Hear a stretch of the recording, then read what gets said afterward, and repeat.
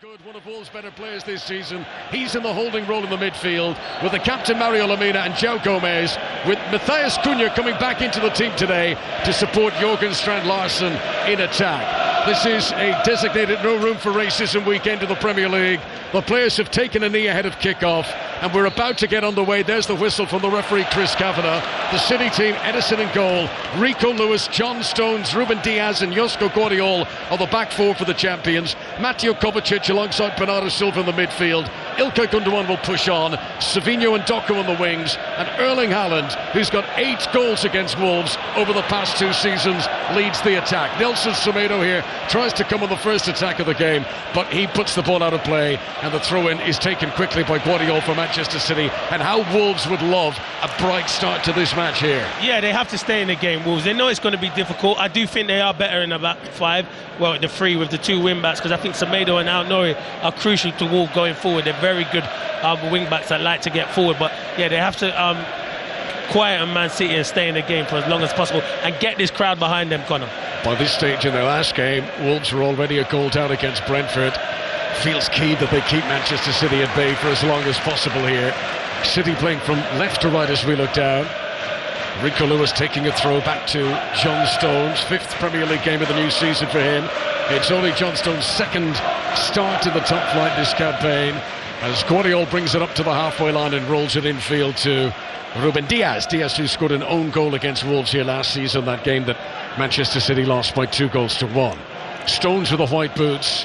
Short pass back to Ruben Diaz, who played for Portugal in Glasgow on Tuesday night, draw against Scotland in the Nations League. And Wolves sitting deep here. There's no big high press on City as they wait for City to come and attack at them, and eventually João Gomez picks up a stray pass in the midfield. Wolves get it back. Dawson on the edge of the penalty area. Haaland pressures him. Savinho now pressures Totti Gomez, and Savinho manages to win the ball off Wolves. And this is going to be the problem for Wolverhampton Wanderers today. How do you play through this Manchester City machine? Yeah, it's difficult because Man City press, but then Connor, if you go back to front, Strand Larsen has to hold the ball up, and that's why you've got a big target man. So sometimes you have to miss out Man City's press and go into the big man up front. It's been a tough start to the season for Wolves. They've only had 1 win since the March international break of the Premier League. But in their credit and in their defence, Wolves have had very tricky games this season. They've played all of the top 5. The lowest team they've played against was Brentford last time out, who were 11th at the time. But, you know, they played basically all the elite teams. City today, Arsenal, Villa, Chelsea, Liverpool. And I know all games are difficult and all the rest of it, but that's a particularly tough run they've had. Very tough. And then they're going to have the fixtures after this one and the Brighton away. Then they'll have fixtures where you're thinking that's where they need to get results. Teams that are going to be in and amongst them. So if they can get something today, it'll be a huge boost. City have it with John Stones inside Wolves territory, plays it short to Savinho, up against Aounouri. He's grease lightning. Savinho goes past the wing back, sends in a low cross. Totti Gomez came out and challenged him right on the edge of the penalty area. The cross came in, but it was low and it was tame, and it was easily gathered by Jose Sa. It's the first time I've seen Savinho. I've seen a lot of him obviously live. I mean, I've seen a lot when you're watching on TV, but to be here and witness him live, wow, he is quick, Connor, and he's really exciting, and he must be doing well if he's keeping Phil Foden and Jack Grealish out of the team at the moment. He is what the computer gamers would call a regen of Riyad Mahrez. He's even got the number 26 shirt. He looks just like him. Here is Doku into the penalty area. First touch for Haaland of the game. Takes it in a wide arc, back outside the penalty area, rolls the ball to Josko Guardiola. There's a few boos for Haaland there from the Wolves fans. They've got long memories of what he's done against them in the past. He's averaged a goal every 40 minutes, Haaland, in games against Wolves in his career so far. He got 4 goals in 1 game against them. City win the first corner of the game. Savinho's trickery getting this corner down the right-hand side. There's been an alteration in the officials lineup. Richard West was supposed to be the assistant. He's hurt himself in the warm-up, so he's become 4th official, and Tom Bramall is now running the line. I get it now, I get it. I thought that you said, no, I'll tell you after this corner. Savinho to take, short run-up, plays it towards the back post. Dawson missed the header, came down for Guardiola, he couldn't get a shot away. And Totti Gomez is able to clear it for Wolves back to the halfway line of Rico Lewis. Yeah, so do you mean the assistant, so the linesman picked up an injury, that's what you meant, and yes. Now he's all right. Yeah. I thought you meant the 4th official. I was like, how has he picked up an injury standing on the side, having a cup of tea? You could hurt your jaw or something. Yeah, you can.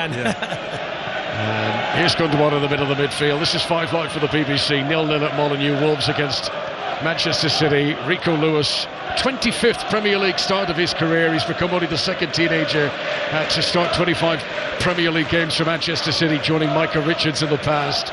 John Stones here, 10 yards outside the Wolves penalty area. And Wolves' tactic today is to sit and to try and contain. As Gundogan, quick feet around the edge of the tee, can't get away from Joe Gomez. Wolves trying to play it out, but Joe Gomez has the ball stolen off him by Kovacic, and then Savinho tries to nip in, helped out by Bernardo Silva. He goes down to the edge of the penalty area. Referee waves play on. Loose ball has fallen to Guardiola. Now into the box. Doku, right foot across, comes in low. Lamina's well located, and Wolves just about clear it away. This could be a long afternoon for Wolves if they're going to continue to sit this deep. Yeah, it could be, but it's difficult because if you go and press, Man City is so good enough. So they've been working on this definitely at training. A recent Manchester City against Arsenal game at the Etihad when Trossard was sent off, and that entire second half City just wave after wave attacked Arsenal sitting deep. Doku here takes his shot from the edge of the penalty area, which was bouncing in front of him, and he sends it well over the crossbar. But City, we know they will be patient, they will wait for an error, and when you're put under that pressure it's very difficult not to make a mistake. Yeah, you're right, and it was good play from Doku. He was running at so much pace. Great little backheel from Gundogan, but he's still running at 100 miles an hour. He's always stretching, it's high and wide. But yeah, Wolves know they're not going to have a lot of the ball though, Connor. Just have to be nice and compact and try and get up the pitch as well. That's where you need Cunha and Larson to get hold of the ball for you. So Jose Sa is going to take the goal kick wearing all green for Wolves. The Wolves have conceded 21 Premier League goals already this season, and that is a lot. Here is Andre, the number 7, the Brazilian international. Gives it back to Totti Gomez. Plays a bit of poker with Savinho, but wins. Dawson to his right-hand side to Santiago Bueno, the Uruguayan. That's a good ball in front of Nelson Semedo. Chance for Wolves to break forward now. Matheus Cunha's made a run. Has played it towards him. Strand Larsen scores for Wolves. There's no offside flag. Wolverhampton Wanderers' first attack of the game. We've not played 7 minutes yet. It's Wolves 1, Manchester City 0. Wow, who saw that coming? It's a brilliant goal though, Connor. They beat Man City's press, and that's what you got to do. You got to trust what Gary O'Neill's trying to do. It's great little 1 and 2 touch. Bueno does ever so well. The centre half, he steps in, plays a great ball to Nelson Semedo, and the ball in from Semedo is fantastic. And Strand Larsen, you were thinking it's just bobbling in front of him, and it just sped up, but he controls it with his left foot and into that bottom corner. It's a fantastic goal from Wolves. Well, it was always likely that a Norwegian number 9 would focus prominently today. It's not you-know-who, it's the other Norwegian number 9, it's Jørgen Strand Larsen. And Wolves have clearly studied how Fulham got in behind the Manchester City defence last time, and Pep Guardiola's not been able to solve that problem. And what about this red atmosphere now? I mean, it was loud before kick-off, Clinton. Molineux is rocking. I've been to a lot of Wolves games this season and covered a lot, and it's never been like this. So that's what I say. As players, you have to get these crowds going, because Wolves have got good fans, but yeah, it's a great atmosphere. Right, here we go then. So with Arsenal beaten yesterday, is this going to be one of those crazy weekends in the Premier League? Manchester City trailing away at Wolves. It's going to be absolutely intriguing to see what happens next. 5 Live for the BBC. Wolves 1, City 0. The goal from Jørgen Strand Larsen. He's third in the Premier League. Here is Ruben Diaz for Manchester City, who had dominated possession, dominated territory. Wolves, with their first proper attack of the game, have found the back of the net. Savinho right-hand side, good ball into Gundogan. What a touch! Bernardo Silva! What a save! Jose Sa, to deny his Portuguese compatriot, has pulled off one of the best saves I've seen this season. How he got across, that was heading right into the corner, and he's pushed it for the corner, which City have taken already. Doku tries to play it into the penalty area. Nelson Semedo makes the block. What a save from Sa. He hasn't played. Sam Johnson, they brought him in, and he hasn't been playing Sa, but to come in from the cold like that and make a save from Bernardo Silva, it's a fantastic save. Super shot for Bernardo Silva. He wouldn't have wanted to hit that any more into the corner. Loads of power on it, but a wonderful extension of his body from Jose Sa, full stretch with a stiff arm, and he pushed the ball away. Wonderful save, and what an important time, because I think if City had bounced back immediately, that would have really deflated Wolves. But as it is, they remain completely buoyant here as Lamina plays it over the top, they're in again. João Gomez down the right hand side, City scurrying back. Gomez pulls it for Ait Nouri on the edge of the box. Savinho attacked him really well. Ait Nouri, who'd wandered infield from left wing back, but Savinho didn't ignore him, and City will try and break now, but Doku is challenged by Andre, and the loose ball falls to Rico Lewis, and it's all 100 miles an hour at the moment. Wolves 1, Manchester City 0 on 5 Live. It's what we love, Connor. That's why we love this game. It's been end to end. It's a brilliant game. Andre makes a good tackle there on Doku as he breaks through, and as we highlighted him before, he's an important player for Wolves in that midfield. Rico Lewis at the centre of the park for City. Gary O'Neill is really animated down there. He's pointing his fingers. He wants this organisational system. Wolves have got something to hold on to now, as we can get news of how Manchester City's women's team have got on today against Aston Villa. Here's Maz Farouki. Not as dramatic as last week, but once more City coming from behind to move back top of the WSL, trailing at half-time to a Gabby Nunes goal. It was a Lauren Hebb masterclass in the second half, scoring one, setting up Jill Rudd for the winner. Villa still without a league win this season. They were last on a worse run in the league at the beginning of 2021. Full-time Manchester City 2, Aston Villa 1. Thanks very much, Maz. Liverpool are playing Crystal Palace today in the WSL. Like this Premier League game at Molineux, it was also a 2 o'clock kick-off, and Sani Rajavajala has the latest from Langtree Park. Yeah, 11 minutes gone, goalless here so far. Crystal Palace, a newly promoted side, though, are holding their own so far. Liverpool with an early penalty shout that was never going to be given. 11 minutes gone, Liverpool 0, Crystal Palace 0. Thanks very much. A break in play here. Wolverhampton Wanderers player, I think it's Craig Dawson, is receiving treatment after a collision with Erling Haaland. But just a moment to take stock of what's actually, sorry, it's not Dawson, is it? It's Bueno down there. Not sure who, it's one of the Wolves players, so he's got we can't see the back of the shirt, and he's got the physios around him.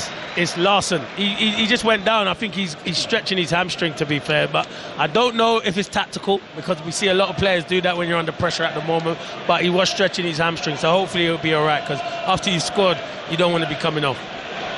Jørgen Strand Larsen on loan from Celta Vigo.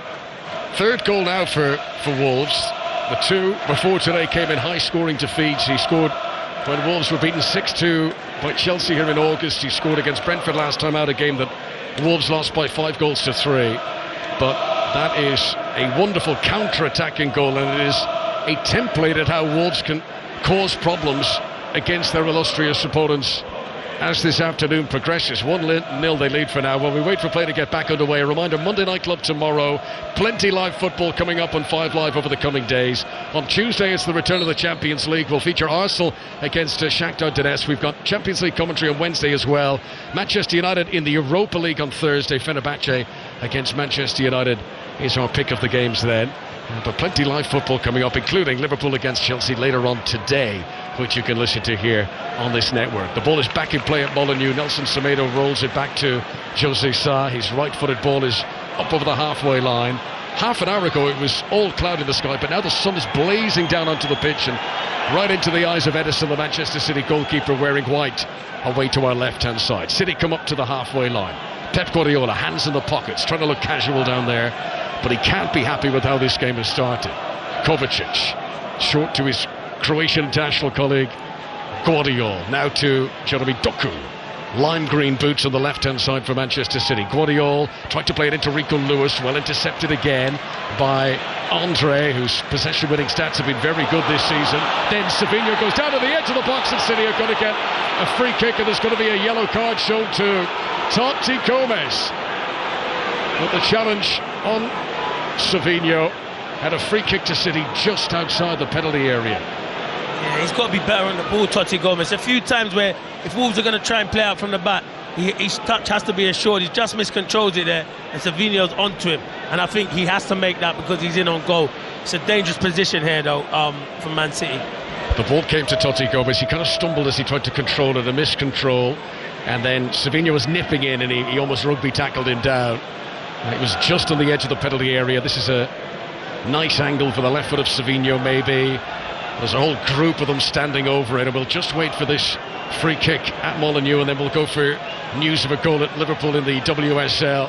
But Manchester City, a goal down here, having seen Arsenal lose yesterday. Can they get back on level terms? There's a huddle of players going to the discussion. The referee is making sure that Wolves' wall is the required 10 yards back. 5 Live for the BBC. Wolves leading Manchester City by a 1-0. We've reached the quarter of an hour mark at Molineux. And Jose Sa, who's already made one excellent save to deny Bernardo Silva. This is the most threatening position that he has faced since then. It's a 5-man wall erected. There's also a draft excluder. Manchester City are putting another 2 just in front of them to try and deceive the sightlines of the goalkeeper. Here comes Savinho, left-footed, played it in low, it's blocked. Doku is following up, his shot is blocked by Bueno. Bernardo Silva tries, Bueno blocks again, and Wolves survive on the big roar from the Molineux crowd. So back to Langtree Park and back to Sani. Yeah, from St Helens, it says Liverpool 0, Crystal Palace 1, and it's Katie Stengel against their old club with her first ever goal for Crystal Palace. At the second attempt, Palace have been the better side so far. It's Crystal Palace leading 1-0 here at Liverpool. Thanks very much. 1-0 to Wolves here at Molineux against Manchester City as Savinho comes again. On the right-hand side, a few boos from him, from the Wolves fans. John Stones gets it, rolls it to Ruben Diaz, back out to Savinho again on the right-hand side. First touch into Ilkay Gundogan. Manchester City's midfield without Rodri, of course, without Kevin De Bruyne. There had been a hope that he might be back involved today, but he's not made the matchday squad. They'll hope to have him for the Arsenal for next weekend at Manchester City when they take on Southampton. They've got Champions League in the midweek as well. Here is Doku, left-hand side, takes on Joe Gomez, does well against him, but Gomez doesn't give up. That's wonderful battling back. Doku tries to battle back, a real tussle between the pair of them, but Wolves are able to clear the ball away. Clinton. He's a player, Gomez. Wolves recruitment is good to bring it players of him and Andre, because them two in that midfield so far have been outstanding, but I do like Gomez, Brazilian international as well. If you're joining our coverage later, a breakaway for Wolves, and Nelson Semedo cross picked out Jorgen Strand-Larsen unmarked, and he was able to side-foot it home. Good finish though to a bouncing pass. As Doku on the attack here for Manchester City, weaves and jiggles and then rolls it to Guardiola on the edge of the box. Brilliant ball to Bernardo Silva. He tries to take on the defender. There's too many around him. There's appeals for a handball. It ricocheted up onto the arm of Bernardo Silva, and the referee says that is a handball and a free kick to Wolves, and that relieves some pressure for them. You can see what the pattern of the game is, Connor, because now Wolves have got the goal. They've got something to hold on to. They're going to make it nice and compact, hard to break down. And this Man City, they play like against this most weekends anyway. So they're going to have to just try and play that intricate passing, which they're doing at the moment. But Wolves have to be nice and solid. The Strand-Larsen goal was in the 7th minute today. Last weekend, Wolves both scored and conceded within the opening 4 minutes in that crazy match against Brentford. Gary O'Neill's side, certainly you can't take your eye off them. There's going to be goals at both ends, you'd imagine, the way they're playing at the moment. Here is Nelson Semedo, who provided the assist for the opener here.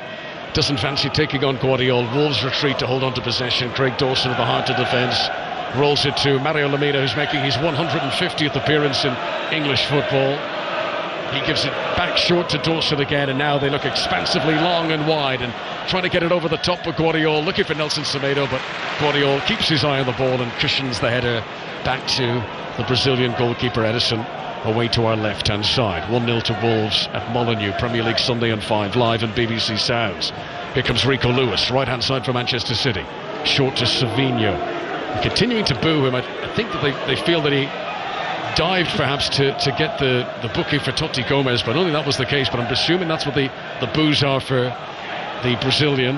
It's Doku now on the left-hand side for Manchester City, gives it short to Guardiola, back into the middle again to Ruben Diaz, midway inside the Wolves half, to the right wing to Rico Lewis. City who just come in wave after wave of attack. Bernardo Silva controls inside the box, but two defenders around him and he can't bring it with him. And now Ryan Atsnouri in a tight corner at left back should clear away here, and he's played a ball into Matheus Cunha that is fraught with danger, but didn't Matheus Cunha do well, and he skipped it forward into the path of Nelson Semedo. What a great first touch. He's in here, tries to beat Edison, wonderful save. Guardiola got back and applied pressure, but Nelson Semedo, who's only ever scored one Premier League goal for Wolves, could see the white of the eyes of the goalkeeper there, but he couldn't get the ball past him. Good save from Edison. They're too open, City, and I've seen a lot of that this season. It's brilliant play from Cunha. I think Cunha can play it early enough though, but he does, and the touch on Semedo is brilliant. He just can't set himself. He's trying to go back onto his right foot. If he's left-footed, he scores, Connor, but he tries to take it back onto his right foot. Good save from Edison, but Man City are open when they're in possession, but brilliant play from Cunha and good play from Semedo. I was listening to you chatting with Steve Crossman before the game. You're asking who could take that Ola Adama Traore role. He's the man, Cunha. He can take players on. He can drop his shoulder. He can surge from the halfway line. And That was brilliant from him. That really was really good. He's back in the team today, and Wolves look much better for it. Here is Ait Nouri on the left-hand side. The corner which came in, swept over the penalty area. Cunha on the left-hand side won it. Then he's given it away, and now he's got to get back in position. Savinho gets dragged back. Totti Gomes is already on a yellow. Is it him? Referee is pulling out the card. I think it's Ait Nouri. Wow. It was him and Semedo, to be fair. I think it was Semedo on that side, but I think Ait Nouri gives the ball away. It might be that he's going to go and book Semedo.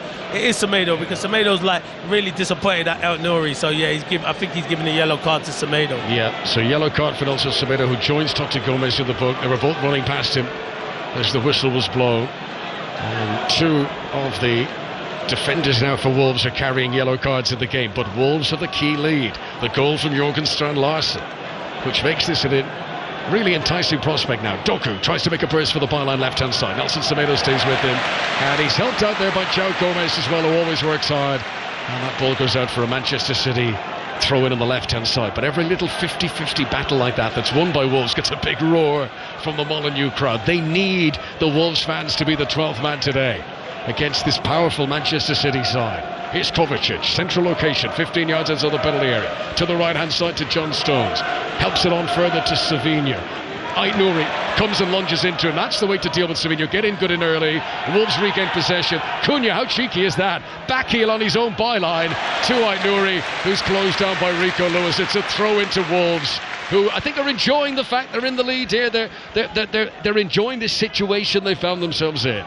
Yeah, they are, and let me tell you something. I've said it many times about Cunha. If he just added more goals, he could go one of the top clubs. I think he's a fantastic, clever footballer, and he's had a good career, but everyone's always said, can he score enough goals? And that's always been the question thrown at him, but such a clever footballer. Over the last 12 months, he has scored 14 Premier League goals, Matthias Cunha, which is twice as many as any other Wolves player in that period. That shows how important he is. They've got to keep him fit, they've got to keep him involved, but he is bursting with talent. Here is Kovacic, midway inside the Wolves half, drops his shoulder to go around Strand Larsen, lays it up to Kovacic on the left-hand side, onto his right boot, floats it in, looking for Haaland, and it just skims over the head of the Norwegian. Savinho was arriving too, Gundogan was in there, but thankfully from a Wolves point of view, it bounces harmlessly out for a goal kick. Yeah, I think Guardiola comes onto his right foot and he's trying to feed it into Haaland, and you're thinking everyone misses it. Will it sneak in that far post? But you're right, Connor, just goes wide of the post. And Wolves are defending ever so well, but you're going to have to defend ever so well when you're playing against a top team like Man City. 22 minutes played. I think Haaland's only been involved in touching the ball once. He had a few touches in that dribble he had, but he's not been in the game at all. Now, of course, we've seen this movie before where he's a very quiet game and still manages to score a hat-trick, but so far Wolves are keeping the ball well away from Erling Haaland, who has scored goals for fun against them in the past. Long clearance by Jose Sa, controlled by watch this space now, Connor. Yeah, watch this, exactly. Wolves fans are screaming now, don't say that. Don't poke the bear. Don't poke the bear. So far, Totti Gomes, Craig Dawson, they are keeping the ball away from Erling Haaland. Here come City on the left-hand side. Doku, of course, there's more than Haaland who can score goals in this City team. Gundogan in the penalty area here. Nice reverse ball by Guardiola to Doku again, to the byline. Pulls it back, looking for Gundogan. And Dawson reacts on the edge of the 6-yard box and puts it out. You know, if they're going to hold on to this 1-0 lead for the next 3 quarters of this game, it's going to have to be a Herculean defensive effort from Wolves. Yeah, and that's where you're going to need your bench as well, because you're going to have tired mind, tired legs. It's so difficult to defend like this for the whole 90 minutes, but they're doing well at the moment. I mentioned Ruben Diaz playing for Portugal against Scotland on Tuesday. Bernardo Silva played in that game too, and it's quite like this. Scotland just had to sit back in the defend, but they did, and they kept Portugal out. Here comes the corner, played in towards Haaland, can't get his head to it. Savinho gets it back down to the deck. Rico Lewis to Doku, back out to Gundogan, who'd taken the corner. He sends it in, right-footed from the left-hand side. Andre hits the deck, claiming that he'd been kicked as he tried to challenge for the ball there. But he's made it tough stuff, and he doesn't make a big song and dance about it. And he plays on as Manchester City have possession. Midway point to the first half, Wolves 1, Manchester City 0 on 5 Live and BBC Sounds at Molineux. Rico Lewis centre of the park. Kovacic gets it touched. Stones. It's a flurry of busy Manchester City passing on the edge of the Wolves penalty area, but can they find the incisive ball? The one that could damage and hurt their opponents. Savinho, just outside the penalty area, plays a 1-2 with John Stones. This is on the right hand side, another 1-2 with Stones. Now the delivery, cross the penalty area, taken on the instep by Doku. Two defenders in front of him. It's played back to Kovacic. Mateus Cunha gets in. There's appeals that Kovacic handled it. Play on, says the referee. Doku tries to turn in the area, and that's brilliant defending by João Gomes. And Wolves get a free kick. They are working hard. They're putting their bodies on the line, and those 50-50 battles continue to be won by Wolverhampton Wanderers players with one-on-one. You know what João Gomes is doing ever so well, doubling up, helping Semedo. He's obviously been on that yellow card, but he's always battling and he's helping, and he does ever so well. That's what you need when you've won the ball back, to win a free kick. Just get your team up the pitch. Brilliant play from João Gomes again. 25 minutes in, and conceding early goals, which has been a scourge for Wolves this season. Is this a sign that they're improving, that they've kept this clean sheet so far? Jose Sa takes the free kick from inside his own penalty area, looking for the Wolves goal scorer Jorgen Strand Larsen. He's outnumbered. City get it back with Edison, bowls the ball out underarm to Rico Lewis on the right hand side, up to the halfway line to Savinho, back to John Stones. There is an urgency about City. They aren't just, oh well, we can just live with this for a while. They are urgent to try and get an equaliser as soon as possible. Kovacic turns inside the centre circle. 11 men back behind the ball for Wolves. Guardiola gives it short to Gundogan. It's all 1-2 touch stuff from City. Guardiola again. Back into the centre to Ruben Diaz. Head up, looking for options. Picks a short pass to Gundogan. Laying it off to Kovacic. Foul by João Gomes. Free kick to Manchester City. 10 yards outside the penalty area. Bernardo Silva takes it really quickly. It's worked out to Doku on the left-hand side. Wolves trying to settle their defence. Another free kick. Second in very quick succession as João Gomes takes down Doku. A free kick to Manchester City just outside the box on the left-hand side. Yeah, he just hadn't do a lot. He just fouled there, João Gomes. He tried to get up. He's trying to help Semedo, and he gives another free kick in a dangerous position, but I think Wolves would rather the free kicks be here, Connor, where they can defend balls into their box, because they shouldn't be getting done on a set piece. Wolves beat City here last season. They lead against them here today. This free kick, which you wouldn't deem to be a shooting position, mind you, stranger things have happened, but it's a platform to send in across here now for either Bernardo Silva or for Ilkay Gundogan. It's a little hush just descends around Molineux. The home fans have been so impressed with what they've seen from their team so far today. It's been a tough start to the season for Wolves, who spent the international break bottom of the table. Here's Gundogan's delivery, played it well, but Strand Larsen is tall, heads it out. Savinho miscues. Fresh air shot for the Brazilian. That's the big cheer from the Wolves fans. City still have possession, but the urgency of that set piece has dissipated. Here's Gundogan on the left hand side, giving it to Bernardo Silva, level with the edge of the penalty area, pulls it back infield to Kovacic, onto Rico Lewis now. This flurry of passes from Manchester City, but not getting into really threatening positions at the moment. Doku steps into the penalty area. That's nice. Bernardo Silva crashes one in low and hits Totti Gomez on the goal line, but it goes out of the penalty area and Wolves breathe again. Yeah, it's good defending. Brilliant defending from Totti Gomez, but they're knocking on the door, Man City, and Wolves can't get hold of the ball at the moment. 5 Live at BBC Sounds. Stones with a misplaced pass to Savinho brings a big roar out of the Wolves fans, who I think enjoy a Manchester City mistake more than they do something that their own team does well. They do, yeah. Match of the day 2 tonight, by the way, 10:30 on BBC One. Chappers will do it. Danny Murphy, Theo Walcott and Rafa Benitez this evening on Match of the Day 2. All the goals from today and yesterday. There's a nutmeg by Savinho, picks out Rico Lewis inside the penalty area. Totti Gomez tries to flick it out of the box. It doesn't go very far. Aït-Nouri with some good work to weave it away from Bernardo Silva. Like a Spanish matador there. He does the little Cruyff turn away from Bernardo Silva. Clears the ball away. Strand Larsen goes down in a challenge at Ruben Diaz. Wolves fans baying for a free kick there. Pep Guardiola comes out of his technical area to play ball boy and just rubs the top of the head of Mateus Cunha. I always think he's sort of passive-aggressive. Yeah, it was Pep Guardiola. like when he interacts with opponents, he's always so friendly with them. He is. So friendly. That's his way of being not very friendly. Here's Ruben Diaz. 20 yards outside the penalty area, central location. City playing from left to right as we look down, trailing away from home at Molineux. Arsenal fans tuned our way will be willing Wolves to do them a massive favour here. Liverpool fans too, who've got a big game against Chelsea. I mean, can you imagine the atmosphere at Anfield if City were to lose here today, having seen Arsenal lose yesterday. I mean, what an opportunity that would be for Liverpool against Chelsea later on. Full commentary of that game, 4:30 here on 5 Live at BBC Sounds of City. Play it in low. Doku, who continues to create chances. This one skirted along the edge of the 6-yard box, but no City player could get on the end of it, and Wolves clear away. Strand Larson tries to give it to Lamina. Good work from Rico Lewis to win it back from City in a game that's been played at 100 miles an hour. Yeah, he's got to do better there, Larson, because if he gets hold of the ball, Cunha, as you said, he's the danger man. He was in there. Doku again, attacking the penalty area left-hand side, pulls it back to Guardiola. Pressure from Joe Gomez. She's worked really hard in this opening half hour at Molineux.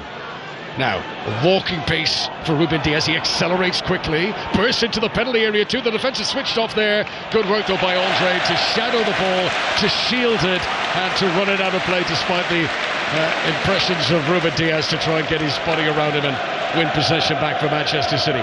Wolves here continue to hang on, but there's still more than an hour of this game to go. Definitely. Listen, your defenders have to defend, but you know who else? They can only defend well if it starts from the front. So Larson, Cunha doing their job, but the midfield three have been outstanding for Wolves in my mind. The way they cover the ground, Gomez, Andre and Lamina, they've been brilliant so far. Since Pep Guardiola's come to the Premier League, the team that he's lost the most league games against has been Tottenham. He's lost 6 games to them. He's lost 5 times against Manchester United, and he's lost 5 against Chelsea. He's lost 4 against Liverpool, but the next team after those clubs is Wolves. Wolves have beaten Guardiola's team 3 times in the Premier League in the past. Not quite bogey team level, but it might be if they win today. Yeah, it might be, you're right. The Man City fans don't want to hear that. Gary O'Neill, look how animated he is down there. He sees this as a massive opportunity for his team. Doku attacks Nelson Semedo again. No one's picked up Kovacic into the penalty area, but Lamina sliding back puts it out for a corner. They're continuing to hang on. Corner to City. Yeah, and you know what? It's hard for the midfielders, and that's why I say you got 3 at the back. Bueno has to come and he has to follow one of the midfield runners, because the 3 centre-backs only have Haaland to deal with unless Gundogan or Bernardo Silva goes in there. But it's good defending, as you said, Connor. Corner for Gundogan. Left-hand side of City come forward. Wolves 1, Manchester City 0. Gundogan raises his right hand as a signal. Here it comes, short run up, in swinger, keeper stays on the line. Header won by Dawson, there's pushing in there, pushing on Jose Sa, and that's going to be a free kick to Wolves, and they will take their time over this. Here's one for you, Clinton. The last 7 Premier League games included today for City, they've now gone behind in 5 of them. Wow, didn't know that. So they are conceding a lot of goals at the moment, Connor, they are. And listen, that's because I feel where City are dominant and the full-backs push forward and the centre-backs are, if you've got pace and you can counter-attack, you will be able to cause City a lot of problems. But that's their philosophy and that's what they stick to, and that is why they're the best team in the world, because 9 times out of 10 it works. Free kick taken by Jose Sa, high up over the halfway line. Mateus Cunha wins the flick on. Aït-Nouri had anticipated it, but he was in an offside position. He sort of ran there hoping Cunha would get the flick on, but the Algerian didn't stay onside. Free kick to Manchester City. But that's the vulnerability for the champions, balls over the top. Yeah, you're right, and it's the quick counter-attack as well, and if Larson holds it or wins the flick on, they got the likes of Aït-Nouri, Semedo and Cunha that are the ones that are getting forward. Here comes Doku again, down the left-hand side. Nelson Semedo just shadowing him, not lunging in, but running alongside Doku, holding him up in effect. He's been helped out a lot by Joe Gomez today. Here's Guardiola. Guardiola shoots! What a shot! What a goal! Josko Guardiola. Manchester City needed something special to get back on level terms. And how do you legislate against that? Doku sprinting down the left wing, pulls it back to the left back, and you're thinking he's probably going to cross here. He might lay it into the midfield. No. Josko Guardiola with other ideas, and he powers it into the top corner. It's now 5 goals in these last 7 Premier League away games. Guardiola for City, and the game is back to 1-1. Yeah, it's brilliant. Listen, there's sometimes you have to hold your hand up as Wolves have, because Wolves have defended well, and just thinking he's going on to his weaker right foot, let him shoot. But that is a fantastic finish from Guardiola. He just bends that, nice a strike, and he just strikes it right into that far corner. Maybe Saar might be disappointed because he gets a hand to it, Connor, and I think if you get a hand to it, maybe it's not strong enough, but I'm giving credit to Guardiola. I think it's a fantastic strike. The second goal of the season of the Premier League for Josko Guardiola, scored against Newcastle in September. And Jose Sa, who's in the team today because Sam Johnson picked up an injury in training. Sa, who made a wonderful save to deny Bernardo Silva earlier on, but couldn't keep that one out. And now that City are back on level terms, how is the tide going to turn perhaps. Doku. 33 minutes it took City to get that equaliser. Doku trying to get into the penalty area. Nutmeg, and Nelson Semedo takes a tumble. Referee thought he went down too dramatically. No penalty. VAR, of course, will look at everything in the background as Nelson Semedo clears the ball away. Wolves have already gone and scored in the game. Can they do it again? Well, they can quit, but they need to get a bit of possession. It was good play for their goal by Cunha, but that's who they need to get on the ball more, because he's the one who can protect the ball and link it and play the incisive pass to the likes of Semedo, Nouri. 5 Live and BBC Sounds. Remember, you can also listen live on your smart speaker. Simply say to your device, play Radio 5 Live, and you'll be with us at all times as Kovacic plays into the penalty area towards Haaland. Couldn't control on the edge of the box. How the ball runs through to Jose Sa. The Wolverhampton Wanderers goalkeeper gives a little patronising pat on the bum for Haaland as he walks past him there. 1-1 at Molineux, 10 minutes to go to half-time. Craig Dawson, who played really well against City when Wolves won this fixture last season. Your central defenders have to play well if you're going to beat this Guardiola team. Here's Gundogan, midway inside Wolves territory. Short to Kovacic. Back into Gundogan. Now to Rico Lewis. Back into this flurry of passes for Manchester City. Diaz, Kovacic, always with the head up, always looking to see who's free. Diaz to the goal scorer Guardiola. Onto Doku, who claimed the assist. Nelson Semedo standing up in front of him. Guardiola urged to shoot again for the Manchester City fans, but he didn't have enough space this time. Doku steps into the penalty area. Quick feet, takes on Nelson Semedo. Good reaction for the fullback, and it goes out for yet another Manchester City quarter. 1-1 at Molineux. Yeah, Semedo's done well against Doku, because Doku wants to always come into his right foot, and he's saying go down the line because he thinks he can match him. But really good defending again from Nelson Semedo. Corner's been taken short. Kovacic rolls it across to Savinho. Fancied it, but got under it. And it rose and it flew and it went over the crossbar. And that is a goal kick to Wolves, away to our right-hand side. 1-1 here. Back to the WSL. The 2 o'clock kickoff. Liverpool against Crystal Palace and Sani Radjavajula. 37 gone. Liverpool 0. Crystal Palace 1. Liverpool with a big chance at the moment. Mia Enby through on goal. She's come all the way, and the keepers come out to stop the first one, and defenders manage to stop the second. Liverpool pushing to get back into this, but it's still Liverpool 0. Crystal Palace 1. Thanks very much, Sari. Earlier on today, Manchester City beat Aston Villa by 2-1 in the WSL. Leicester take on Everton later. West Ham play Arsenal. Chelsea against Spurs. They're all later kickoffs today. We'll keep you up to date with the Championship too. Hull against Sunderland will be kicking off in around about 20 minutes' time, and we'll have all the details there. Back to Sani again. Another goal at Liverpool.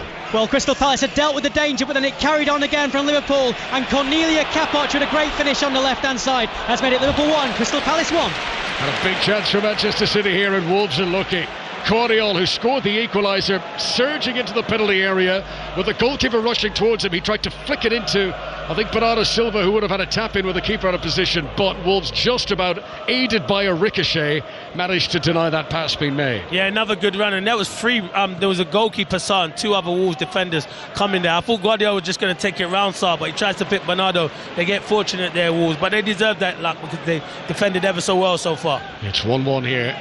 5 Live at Molineux in the Premier League. Manchester City, who were behind Jorgen Strand-Larsen's opening goal, but Guardiola's equalised, and City dominating ominously. Guardiola to Ruben Diaz, 12 yards outside the penalty area, central location. Couple of touches for the Portuguese central defender, then he gives it to Kovacic, all at a standstill.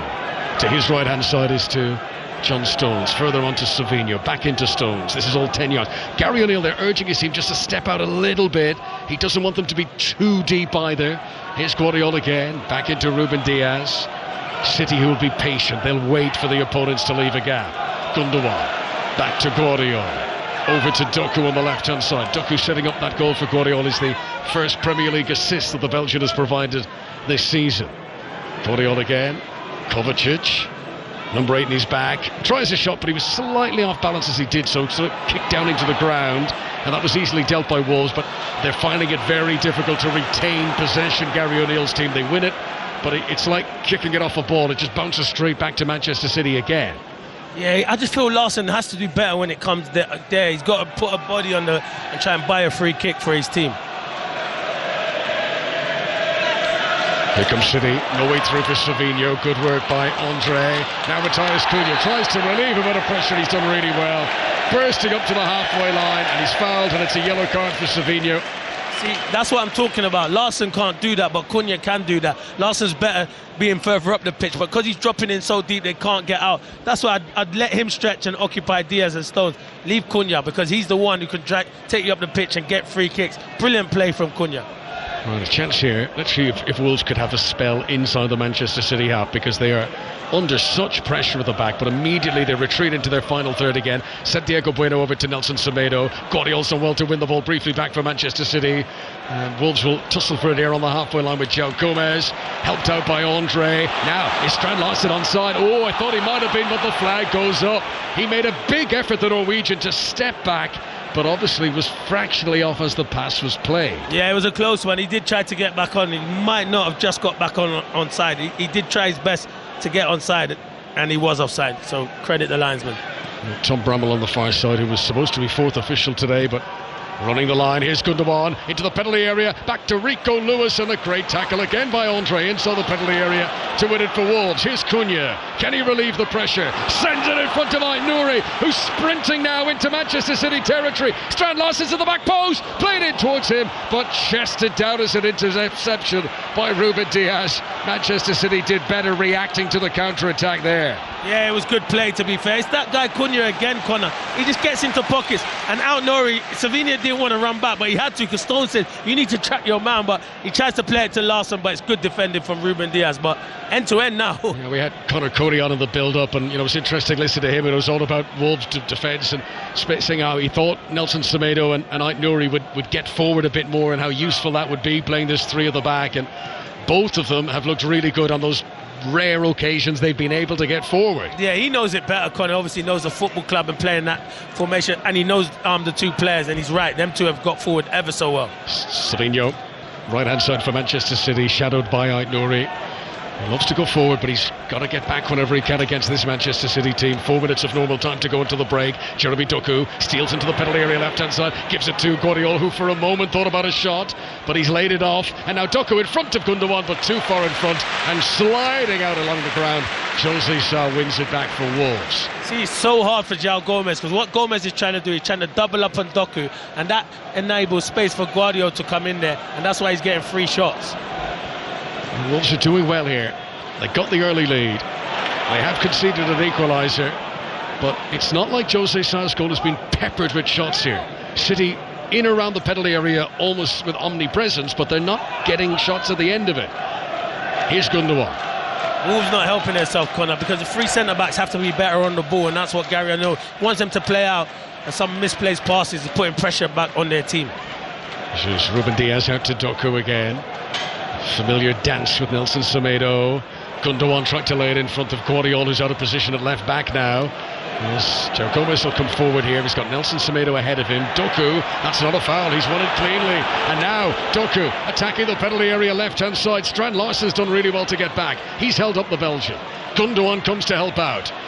Gundogan just took a few touches wayward in the penalty area. It was like he was caught in two minds there. Normally so decisive. Strand Larsen clears it up, but of course he's the striker, so when he clears it up there's no one else ahead of him, and you can sense a little disgruntlement. I mean, disgruntlement is too strong a word. The Wolves fans are, they're impressed with what their team are doing here, but they realise they need more of an outlet, as you've been describing, Glenn. Yeah, and that's why it's a difficult one, because he's trying to get everyone behind. I'll let this attack go. It's Savinho, left-footed ball into the penalty area, too high for Haaland, held by Jose Sa. Do you know what it is, Connor? He's trying to get all his players behind the ball and letting Stones and Diaz have the ball, let them have it to go wide, because that's where you want them to go wide when you're playing a fight. But Larsen's so deep that when Wolves win the ball, they've got no one to hit, and then they're relying on the likes of Semedo, Aït-Nouri. That's why I would just keep him up front and have a target to hit. Plenty live sport coming up later on today on 5 Live. The United States Grand Prix live from Texas this evening. That race starts at 7:30. You can listen to the game on 5 Live. Here is Lamina, back to Andre, back to Dawson again, and the only way Wolves are able to put a run of passes together is to retreat at the moment. Can they pass inside their opponent's half? Top to Gomez, gives it to Cunha. Cunha up against Rico Lewis, rolls it into Aït-Nouri, tries to get on the end of the 1-2, but it wasn't a great return pass from Aït-Nouri. It goes straight out of play and into the arms of Pep Guardiola. wearing the smart, tight-fitting sweater down there. He's into his autumn-winter collection now, Pep Guardiola. Them chinos are nice and them shoes are nice. He always looks smart. He's well manicured down there, isn't he? He's well turned out. Always is. Yes. Gary O'Neill, more casual, shall we say, with the hoodie to his right-hand side as Ait Nouri tries to tackle Savinho's a tricky customer. Gundogan stabs it towards Haaland, cut out by Dawson. Handball maybe by Kovacic. Referee says play on as Wolves hammer it clear anyway. We're into the final 45 seconds of normal time at the end of a first half that's just flown by. If you're joining our coverage here on 5 Live at BBC Sounds, Wolves scored first. Brilliant counter-attacking goal. Strand Larsen for Wolves, but City... persistence, kept plugging away, and Guardiola with a quite wonderful finish from well outside the penalty area into the top corner. 1-1 is how it stands for now, and it feels so key, Clinton, that Wolves don't concede before this half-time whistle. Yeah, it's a different half-time team talk if they concede. They've got to stay tight. Doku tries to cross, blocked by Nelson Semedo. Corner to Manchester City as we prepare to move into stoppage time. You know, watching Savinho, you know, he reminds me a lot of Morris. It's like Man City do it. The way he plays and comes in on his left foot and his touch and that, he's so similar to Morris. They recruit ever so well. It's like, you know, it's clone sort of stuff, isn't it? The way he shifts his balance, the way he moves his arms as he shapes to shoot. We're into stoppages, of which 2 minutes are going to be added on. And Savinho, the Mahrez impersonator, is lurking on the edge of the penalty area here. There's no one marking him as well, as Gundogan prepares to take this corner kick. Haaland is standing on the penalty spot. He makes a burst towards the front post. Played in high. John Stones gets up, but beaten in the air by Santiago Bueno. City get it back with Rico Lewis. He'll play it over to the left-hand side to Doku. Wolves don't step out. Some of their fans roaring at them to do so, but they're being disciplined. They're hanging, holding their position. It's like the Mel Gibson movie, you know, holds as they stand on the edge of the penalty area there and refuse to go out Braveheart style. Nelson Semedo clears it away, but there's no one on his wavelength, no one trying to get on the end of the pass, and City regain possession once again. And it's another wave of City attack now as Bernardo Silva crosses from the left-hand side. Dawson gets in front of Haaland well. His clearance goes straight back to Bernardo Silva. Lamina tries to flick it away. Can't find a teammate as Guardiola gets possession. City want to take the lead ahead of the break. Doku has it on the left-hand side, takes on Joe Gomez, low ball into the penalty area to Bernardo Silva, tries to drag it back under his studs. It's done brilliantly well here, Bernardo Silva. Here's Savinho, shoots on target, brilliant save again, Jose Sa. Diving down to his right, that's a tricky one to get down for, and he pushes it out for a corner again. He's told Gary O'Neill today he wants to be the number one, even when Sam Johnson is fit, because that's another brilliant save from Jose Sa, coming through bodies. Fantastic fingertip save around the corner. These moments came, as Clinton says, the team talk is it's you know, black and white, completely different if Wolves concede here in the seconds ahead of the break. 1-1 for the moment at Molineux. Gundogan's latest corner, more lofted this time. Guardiola jumps, wins the header down, but Andre is able to clear it away. And anywhere will do for Wolves at the moment at 1-1. And there is the whistle for half-time. We've got a game in our hands here. Manchester City, having seen Arsenal lose yesterday, have work to do. They've clawed their way back from 1-0 down. The Guardiola's goal was very sweetly taken. Wolves defending like demons. Can they possibly keep this up for another 45 minutes? It's going to be difficult because Man City are relentless and they'll keep coming and coming. But that's where you need your defenders and you need your goalie. Jose Sa has made 2 fantastic saves so far in his first half. But Wolves are always a threat on the counter-attack. But yeah, it's going to be tired mind, tired legs in the second half, Connor. And stretched back to last season, Wolves have only taken 1 point from 10 Premier League games either side of summer. But they are holding Manchester City for now. It's been a very good performance from Gary O'Neill's team. Can they keep it up? Half-time here. Wolves 1, Manchester City 1. Clinton Morrison, Gvardiol only scores screamers, doesn't he? Oh, yeah, he only scores screamers, and a lot of them are on his right foot as well, and people think that's his weaker foot. I'd say he's 2-footed. After seeing that goal today, what a strike, Crossy. And you know what, it's a difficult one, but once he gets it onto that right foot, he'd probably say, no, let him shoot, but once he has that shot, it's a fantastic strike. It's not a carbon copy by any estimation, but it did remind me a bit of the goal that City conceded, actually, to Calafiori when they played Arsenal.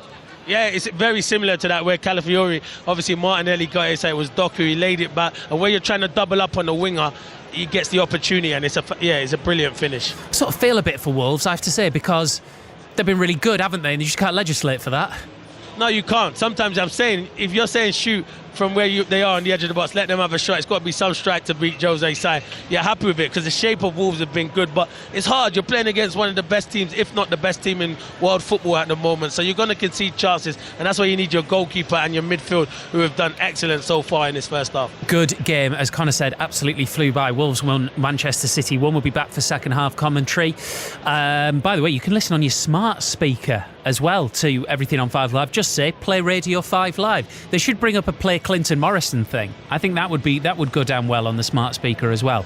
85058 at 5 Live Sport if you want to get in touch with us. Already in the WSL this afternoon, it's finished Manchester City 2, Aston Villa 1. We're going to hear from City's Lauren Hemp before second half commentary from Molineux. We've reached half time in the game between Liverpool and Crystal Palace. Sani Rudravajula. Yeah, Liverpool 1, Crystal Palace 1. The promoted club have been the better side and took a deserved lead through ex-Liverpool frontwoman Katie Stengel. She got 19 in Reds colours, helping them to the Championship title, and got her first for Palace after a scramble in the box. Palace had more chances as well, but Liverpool eventually got back into this. After all of Palace's good work, it was defensive mishap that allowed Cornelia Capoch in to score 8 minutes before the break. Katie Stengel again just before half-time had a great chance, hooked through on goal, but blazing over 7 yards out. Half-time, Liverpool 1, Crystal Palace 1. Hull City against Sunderland and Leicester versus Gloucester in the Gallagher Premiership. Their games get underway at 3 o'clock, so we'll take you to the MKM Stadium and to Welford Road shortly. We'll also have our first look ahead to the Women's T20 World Cup final this afternoon. We'll do all of that after the news on 5 Live with Richard Foster. This is BBC Radio 5 Live. Listen on BBC Sounds. Thanks, Chris. Good afternoon. Sir Chris Hoy has appeared on the BBC for the first time since revealing he has terminal cancer. He's taking part in the coverage of the track cycling in Copenhagen this afternoon, but didn't mention his diagnosis. Here he is speaking to the show's host, Jill Douglas. A very warm welcome to the final day of competition here at the Track Cycling World Championships. Alongside me, as he has been all week, Sir Chris Hoy. How are you doing, Chris? I'm doing well, thanks. Yeah, having a great week, some incredible performances and hopefully some more to come. And among friends, it's been great to see so many familiar faces here this week. It's always great to be back in the track centre, so many familiar faces, teammates, coaches, rivals. Yeah, and happy memories for me too from coming back to Copenhagen from 2002 and 2010. So doctors have given Sir Chris between 2 and 4 years to live, but he's posted on Instagram that he's feeling fit, strong and positive. The Hamas-run health ministry says at least 87 people have been killed and more than 40 injured in Israeli strikes on a residential area in northern Gaza.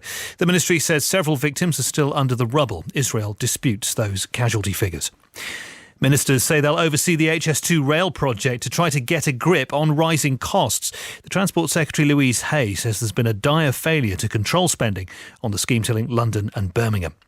And Elon Musk says he's going to give away $1 million every day to a registered voter in Pennsylvania until the presidential election next month. The winner will be chosen from people who sign a petition by his campaign group called America PAC, which he set up to support Donald Trump's campaign.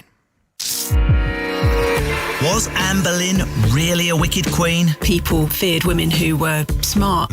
Slay girl. Yeah, exactly. What about Rasputin? A miraculous mystic or a die-hard deviant? I think there's some bad stuff in there. I do weirdly respect him. On Evil Genius, we're the judges of that. Join me, Russell Kane, and a host of comedians as we put more historical legends under scrutiny to find out if they're evil or genius. Evil Genius. Listen on BBC Sounds. This is 5 Live Sport With Steve Crossman. Listen on BBC Sounds. And it's Wolves 1, Manchester City 1 at Molineux. We'll be back there shortly for second half commentary. We'll make our first trip of the day to Anfield shortly as well. Liverpool versus Chelsea in full-on Premier League Sunday at 4:30. In the next few minutes, they'll be underway in the final of the Women's T20 World Cup, where a first-time winner is guaranteed. New Zealand take on South Africa in Dubai. There's full commentary on 5 Sports Extra. Daniel Norcross is there. Paint us a picture, Dan. Well, we've got a big crowd in, actually. 24,000 tickets have been sold. And it's quite remarkable because this World Cup was supposed to take place in Bangladesh. It got moved at the very last minute because of political crisis in that country. And yet somehow the ICC is set up in the UAE. That's where their main offices are. And they've got these 2 venues that they've been using, Sharjah and Dubai. Dubai's the big one. It's got the Ring of Fire, which is a series of spotlights, really. It's a different kind of lighting technique we have here. And it's a really impressive stadium, and it's filling up really well. The teams are out there now having the anthems with their mascots. The flags are out there. And it's a brilliant occasion because, as you mentioned there, no one really expected these two sides to be in the final. South Africa were kind of dark horses. New Zealand have a terrible time of late. Oh, do you know what? We've lost Dan Norcross. He was just getting into his flow as well. Well, there is commentary on 5 Sports Extra. I'm going to assume there are lots of different lines, so it's going to be absolutely fine. If we can get Dan back, then we will. But yeah, that gets underway in the next few minutes. Final of the Women's T20 World Cup, New Zealand against South Africa. In rugby union, one match in the Premiership this afternoon. Leicester Tigers at home to Gloucester. Hopefully, come in, Alfie Reynolds. Yeah, Leicester and Gloucester are both rebuilding this season, so doing so, though, in very contrasting styles. Through the first 4 rounds of the Premiership, Leicester have had the best defence, whilst Gloucester are the top scorers, and hoping their new focus on attack can drag them up the table, having finished second bottom in 3 of the last 4 campaigns. Leicester have lost just once, so they could go third with a win today. Gloucester, meanwhile, they're aiming for only their second win. Some late team news for you. Dan Kelly starts for Leicester in place of Isaiah Parisi, so Will Wand comes onto the bench for the Tigers. It's Leicester hosting Gloucester in Premiership rugby. Already today in the Scottish Premiership, Kilmarnock beat Rangers by 1-0. Marley Watkins scored it. That means Rangers stay 6 points behind Aberdeen and Celtic at the top of the table. In the WSL, Manchester City came from a goal down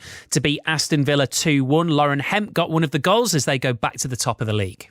Obviously the aim of the game was to win, and we managed to do it. We seem to keep doing it the hard way, but obviously we got 3 points in the end, and going into the international unbeaten obviously is the aim. And yeah, games like that last season would have probably conceded or have gone on to drawn, so yeah, it's important that we learnt from that, and obviously this season managed to put things right and beat them. It was a tough game, and credit to them. Talk me through then your goal, firstly, taking the touch with the head and then being able to finish it, and secondly your run for the Jill Roord goal.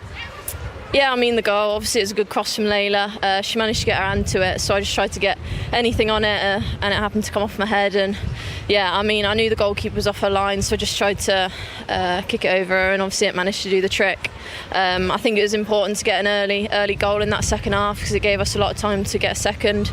And obviously, yeah, I knew where Jill was going to be. I feel like we've got a really good connection, and we trained hard to work on that. So yeah, it was a great finish by her. Lauren Hemp there speaking to Sarah Mulkerrins. Lots of action in the WSL this afternoon. We will keep you right up to date. In the Championship, second placed Sunderland can go back to the top of the league this afternoon. They're away at Hull City. Rob Law. Have been a surprise package in the Championship this season, and if history is anything to go by, they probably fancy their chances this afternoon. The Black Cats unbeaten in 6 league visits here, stretching back 9 years. Regis Labrise names an unchanged side from the one that snatched a point against Leeds. As for Hull, it felt like they'd turned a corner early this month. They'd won 3 on the spin until they were thumped 4-0 at Norwich just before the international break, their heaviest defeat in the league for 2 years. Tigers boss Tim Walter makes 4 changes, amongst them first starts for ex-Wigan defender Charlie Hughes after surgery on his appendix. Gustavo Poeta, who's on loan from Bayern Munich, starts, so Liam Miller and Oscar Zambrano drop to the bench. Worth pointing out, Steve Hull spent the international break in Turkey for warm weather training. Back to reality this afternoon. Wind and rain swirling into the stadium. Turkey it is not. Kick-off moments away. Thank you very much, Rob. So once we're done with Wolves, Manchester City, second half on the way, 1-1 at the moment. We'll be focusing in on Liverpool, Chelsea at 4:30. Full commentary from Anfield on 5 Live. Correspondent John Murray is there. Good afternoon, John. Yes, good afternoon, Steve. I just think we're going to learn quite a lot today about these two, maybe. Yeah, I would say so.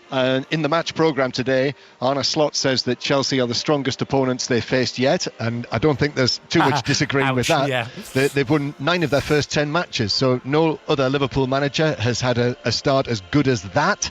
But against Chelsea, who themselves have not lost in the Premier League since the first weekend of the season, and before they drew 1-1 with Forest just before the international window, had won 5 in a row. So, you know, they've impressed many, haven't they? And I think as well for Liverpool, this is where it steps up as you look at the fixtures that they've got ahead. This today, go to Leipzig in the Champions League in midweek, then it's Arsenal at the Emirates next week, then the couple of matches against Brighton, then Xabi Alonso's Bayer Leverkusen, then Aston Villa, and not far beyond that, Real Madrid and Manchester City.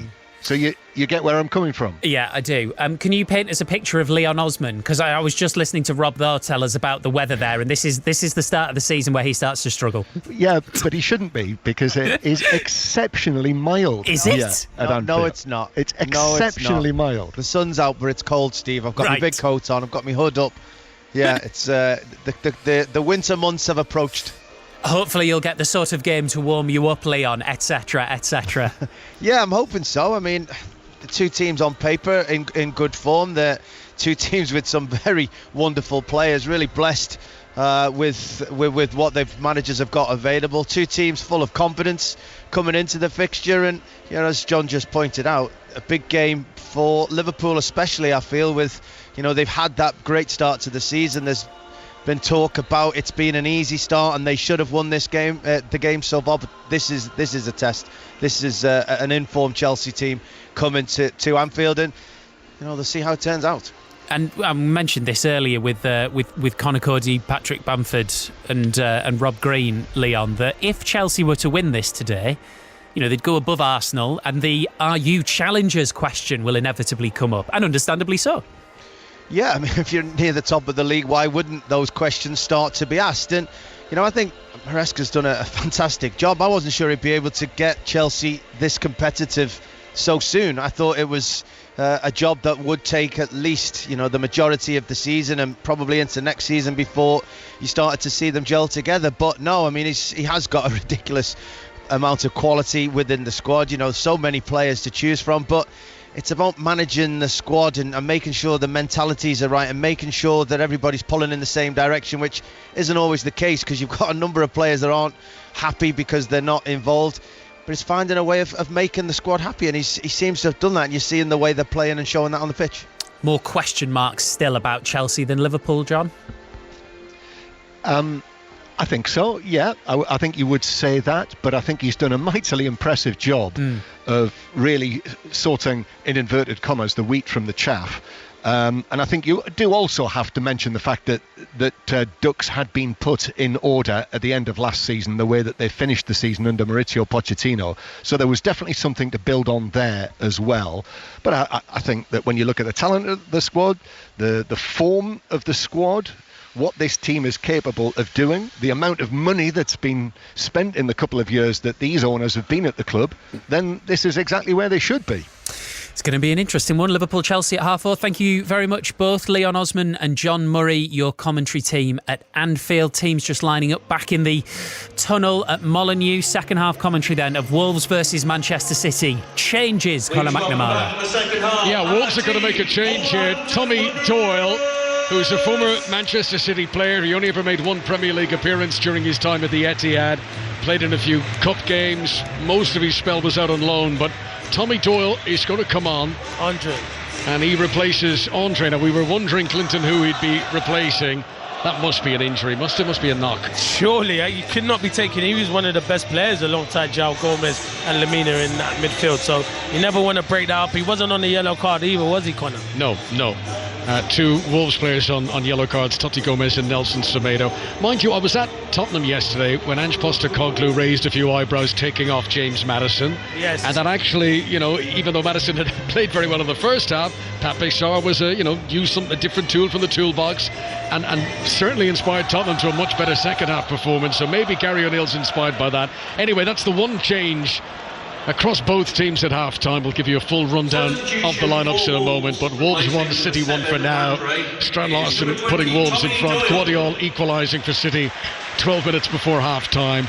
City now playing literally with the sun on their backs as it beams down this bright October sunshine at Molineux onto the backs of the Manchester City players in their burgundy dark red shirts, played from right to left as we attack, as we look down. I've noticed something in the second half. Man City wingers have swapped over as well. Savigno's gone to the left-hand side. Doku to the right. Here is Savigno crossing it in towards Erling Haaland, who only had 7 touches of the ball in the first half, and he doesn't get a touch there, but Wolves headed out for a corner. So we've picked up where we left off. City on the attack, Wolves defending deep. Corner's going to be taken by Savigno. Manchester City, who had so much of the ball in that first half. They completed 278 passes in the first half. Here's the corner. Played in by Savigno, headed out by Dawson, only as far as Doku.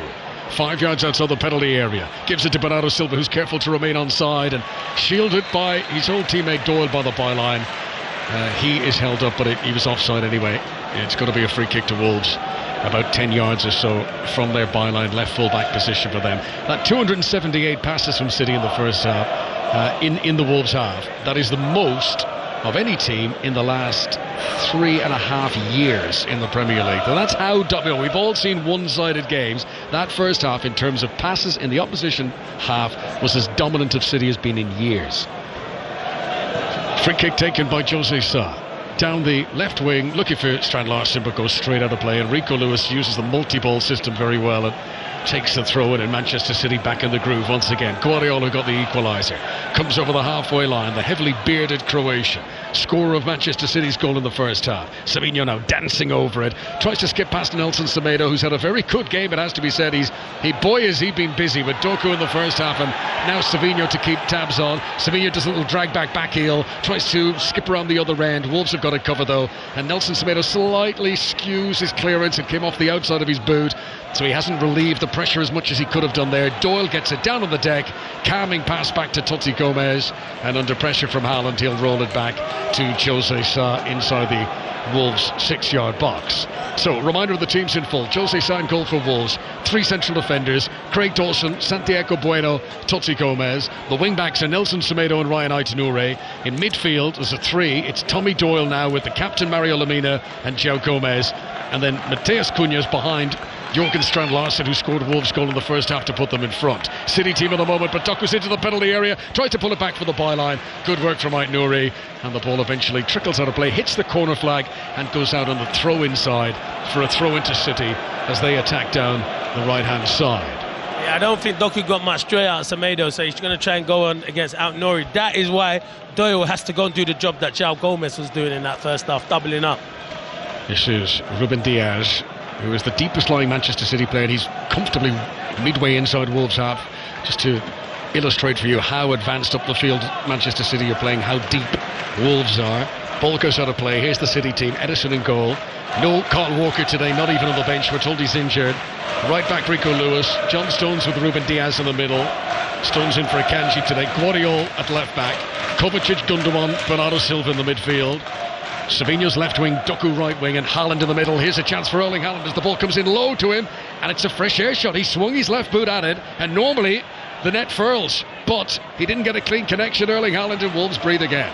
Yeah, it was good play down the left-hand side, and you were just waiting for the contact to come from Haaland, and it was a complete miss kick, and it's really unusual because usually the outcome of that is in the back of the net, but I'm just watching the replay. Savinho does ever so well, and they miss it. Yeah, and it's an air shot. It's just a bit behind him, and he completely miskicks it. 10 goals in his 7 Premier League games this season before today for Erling Haaland. 8 goals against Wolves over the last 2 seasons. He's still waiting for a clean strike at goal in this game today. 5 Live and BBC Sounds. At Molineux in the Premier League. John Stones is fouled by Strand Larsen, and there is a free kick to Manchester City, left full back position for them, taken by Guardiola. Match of the day 2 tonight at 10:30 on BBC 1 to watch the highlights of this game and all the rest of the weekend's Premier League action, and that will be followed by the women's football show. Here is Haaland, strong, getting in ahead of Dawson, but then a terrible pass from Erling Haaland. So he did the first part really well, but then what should have been a routine ball to Savinho was not executed at all well, and that is a throw into Wolves' right full-back position for them. Liverpool against Chelsea to come up at 4:30. Wolves have given it away needlessly. From their own throw, they've put it out for a City throw. Ruben Diaz on the halfway line. Both coaches out on the edge of their technical areas. Pep Guardiola's hands in the pockets. Much busier hands from Gary O'Neill, who's waving and gesturing and pointing and trying to get messages constantly onto his players. Savinho takes on Nelson Semedo. No rest for Nelson Semedo as he shields Savinho away. City hold on to the ball. Back some more centrally now. Kovacic, Gundogan. Ruben Diaz back out to Sevilla. They're trying to work a little bit of space. Here is Guardiol in the penalty area. Tries to hook in across. Tommy Doyle is back there. Heads it out under pressure for another Manchester City corner. Clinton Morrison. The same pattern as the first half, and you always knew. But when Wolves have the ball, Connor, they got to be better. But City have started second half ever so well. Sevilla and Guardiola down this left-hand side combining really well. So Wolves just have to stay in it. And when you're defending like that, you, as manager, you did chunks of 15 minutes. So it's a vital 15 minutes for Wolves. City have had over 80% possession in the game. Corner to be taken by Gundogan. From the left-hand side of City come forward. It's high towards the back post. Haaland was the target. He's been bundled to the ground there by Santiago Bueno. Referee says play on. Haaland's not made a big deal of it. Here's Kovacic. Scoops into the box. Too high ahead of everyone. And out it goes to Wolverhampton Wanderers relief for a goal kick to the home side. 1-1 it remains.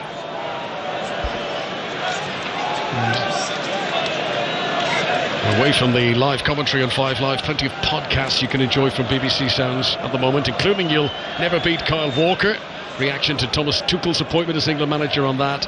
And coming up tomorrow morning, there'll be the Premier League review, looking back over everything that's happened this weekend in the top flight, as well as the checkered flag pod reacting to the United States Grand Prix. Sun beaming down brightly now at Molineux. Completely different atmosphere than it was in the build-up to kick-off, when it was driving rain and it was stormy and it was grey. The whole pitch illuminated here by sunshine as Rico Lewis makes a nice little burst forward. Oh, he's very unlucky there. Nearly picked out Gundogan, the penalty here. Kovacic takes it up now. Strong in the tackle. João Gomez, though, wasn't giving up, and he eventually does win it back, winning the ball away from Savinho. Nelson Semedo looks to break. This is where Wolves can be dangerous. Cunha inside the centre circle. Oh, it's just run away from him. He was surrounded by opponents. He managed to keep it away from 2 or 3 of them, but space was always against him there, and Wolves were not able to properly break into the Manchester City half. No, there's not many in the Wolves team who've got pace like the likes of Semedo and Cunha, so it's hard when you've won the ball to get up the pitch and then get back and do your defensive duties, but that's what you've got to do. That's why I say it's so important, Gary O'Neill, when he makes changes, you're going to have to look to his bench. Manchester City were so quick to react there. As soon as they lost the ball, they hunted in packs to get it back again. No switching off from Guardiola's team there. Guardiola gives it to Ruben Diaz. He fancies one. Shot from distance was towards the bottom corner, and Jose Sa got across. Good save. He tried to pick his spot, Ruben Diaz. It was a long way out for that kind of effort. Yeah, it was. You know what that reminded me a bit of? You know when Man City played Arsenal and it was always Diaz and Akanji that were getting on the ball and they were letting them have it. But you can't let them have it because it's a great strike. It's a good save again from Jose Sa. Corner to Manchester City, being held 1-1 here at Molineux. First of 2 live Premier League commentaries today on 5 Live. Gundogan prepares to take the corner out in the sunshine, far side of the pitch from us. It's rolled short to Jeremy Doku.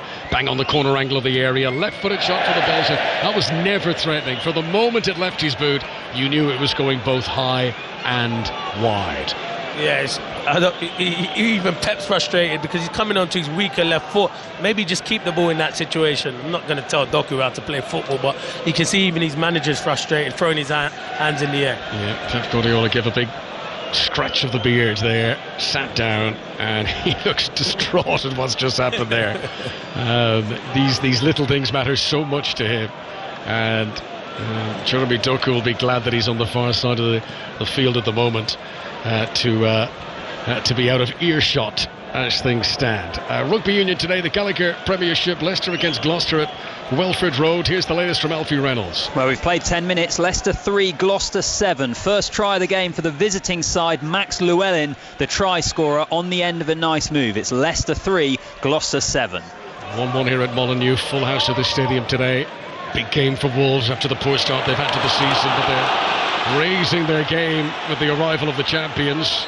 Foul there on Gundogan. City tried to take the free kick quickly, but the referee has got to bring them back. He wants to make sure the German is okay. I'm not sure if this is a foul, you know. I think Gomez reads where Gundogan's going to go, and I think because he's running at pace, yeah, it's a foul. I got it wrong. Well done, referee. Ilkay Gundogan, who over the international break was in Germany where he was honoured. He's announced his international retirement now. There was a few of them, Toni Kroos, Manuel Neuer, Thomas Müller. They were all given a big send-off in Germany. I mean, some shift those guys have put in, some medal haul that they've had for their country. And some players to replace, by the way. Talk it down. All in one go. Here's Matthias Cunha. 10 yards outside the City. Penalty area! And he hits it just wide. Oh, for a moment I thought that was going to creep in. He went for the bottom right-hand corner. Edison was at full stretch.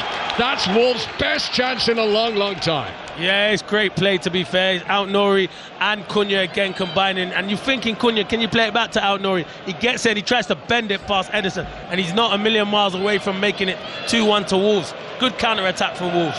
Here's Cunha, who tends to score more goals away from home than he does here at Molineux. But you feel if anyone is to re-establish Wolves' lead, that he would be deeply involved in it. Should he give it up at the edge of the Wolves penalty area? Strand Larsen challenged by Ruben Diaz, but he got the pass away. To 1-2 with Nelson Semedo. Now can Strand Larsen keep it moving? What a lovely flick that is, but Guardiola sliding in it. Wolves really couldn't have done much better there, but Manchester City defending so solidly. And now Savinho attacks on the left-hand side, bearing down on the Wolves penalty area, plays it in towards Haaland, gets up, but so too does Totti Gomez, who beats him in the air. Good defending again. Let me tell you something, Connor, that is outstanding defending from Totti, because it's usually when you see the ball coming back post against Haaland against any defender in the world, 9 times out of 10 he wins it. But it's great spring from Totti Gomez, because Savinho dinks it up. Brilliant defending and good goalkeeping as well from Sarr. Yeah, it was a lovely cross for Haaland to come and attack. It was sort of hovering in the air for him to run onto, and that's why Totti Gomez had to use strength to hold his ground, but he did so. And Wolves held on to possession. They have it now on the halfway line with João Gomes. Gives it to Ait-Nouri. Infield to João Gomes once again. Wall of burgundy shirted defenders right in front of him, and he kind of, almost like a little training routine, he does well to wriggle out of a tight corner there to keep possession. That's what Wolves have to do, but then the groans as a pass goes astray, and Rico Lewis now comes forward for City, into Bernardo Silva, back to Rico Lewis just outside the D. Awkward pass here out towards Jeremy Doku. Doku gets into the ball. I'm not sure that was the best choice from Rico Lewis there. He had other options, but City do keep it moving. Lewis involved again. Back to Ilkay Gundogan. Pep Guardiola's getting ready to make a change, and Phil Foden is ready to come on. Another test coming for this Wolverhampton Wanderers defence. We've played 58 minutes. Wolves 1, Manchester City 1. Gundogan on the edge of the penalty area, back to Savinho. Here is Kovacic, low to the feet of Lewis. Back to Kovacic, it's so intricate. Dinks it forward, scoops it over the outstretching leg of a defender to pick out Savinho, whose attempted cross comes off Nelson Semedo, and that's a corner. Corner to Manchester City on the left-hand side. Yeah, it's good play, but you know what? It's Out-Nouri, gives the ball away, and it was a simple 5-yard pass. I think that's the frustration for the Wolves fans and the manager as well, because they're getting into good areas, but you will get tired, and there will be sloppy passes, Connor. Wolves who travel to Brighton next Saturday, then they've got back-to-back home games against Crystal Palace and Southampton. As the ball comes in from Savinho, and it's held on to by Jose Sarr. Let's go back to Welford Road. Leicester against Gloucester in the Rugby Premiership. Alfie Reynolds. Leicester 3, Gloucester 14. Second try of the game for Gloucester, scored by Freddie Thomas after his second row partner Arthur Clark made the initial break. So Gloucester continuing their impressive attacking play, which we've seen at the start of this season. It's Leicester 3, Gloucester 14. We've got an update for the Championship in just a moment. Manchester City are attacking again. Savinho on the left-hand side. Nelson Semedo's done well to shield him away. Sends him back towards Guardiola. This is still on the edge of the penalty area that Manchester City attack. Left-hand side. Ruben Diaz plays it out to Bernardo Silva, but too close to Nelson Semedo, and we can go to Hull City against Sunderland and Rob Laws. 17 minutes in, Hull 0, Sunderland 0. The game starting as you might imagine. Sunderland knowing a win would take them top, dominating possession early on. Hull trying to counter when they get the chance. Sunderland looking more likely to score at the minute, but they just can't find the crucial ball. Hull 0, Sunderland 0. Almost an hour played at Molineux, 1-1. Ball is cleared away by Santiago Bueno at the back for Wolves. Phil Foden still ready to come on, just stretching the muscles down there, waiting for his introduction. Doku reacts well. Wolves should have cleared it there, but Doku has kept it for Manchester City. Kovacic to the left wing again to Savinho, renewing this rivalry with Nelson Semedo. Back infield to Kovacic, has a look up. Haaland's trying to hustle a bit of space in the penalty area, but Totti Gomez is sticking to him like glue. City have it with Ruben Diaz. Everyone back behind the ball, everyone in the final third for Wolves, as they have been for the majority of this game. Savinho's ball to Kovacic is brilliant. Kovacic tries to flick his feet and then take it out from underneath him, and it's a free kick inside the D. A free to Manchester City, had a chance to have a shot at goal. Yeah, this is dangerous position. It's even closer, and sometimes you don't want it as a player. You can get it up and over, but you got to test it. It's good feet from Kovacic. Oh, I'm not sure about that. Lemina, he does stick a leg up, but then he tries to pull away from it. So, I think he tries to pull away from it, Connor. And I think, but he's not going to change his mind, the referee, anyway. It will not be controversial if City score from this. Gundogan is the player placing it. There's a whole committee that's been formed to discuss what's the best option here. It's one of those where you're contractually obliged to say this is one of those that's so close, can they get it over the wall and down, because it's right on the edge of the penalty area inside the D.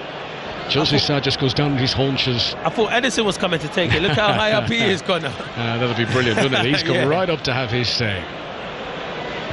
Jose Sa, who would have the sun in his eyes, but the way it's shifted now, the stand is actually shielding him, so that'll be of benefit as he peers through the line of teammates in front of him and tries to keep his eye on this Manchester City free kick. Big moment in the game, this. If you're just joining our coverage on 5 Live or BBC Sounds, Wolves took the lead, City have equalised. Wolves have been defending for their lives ever since.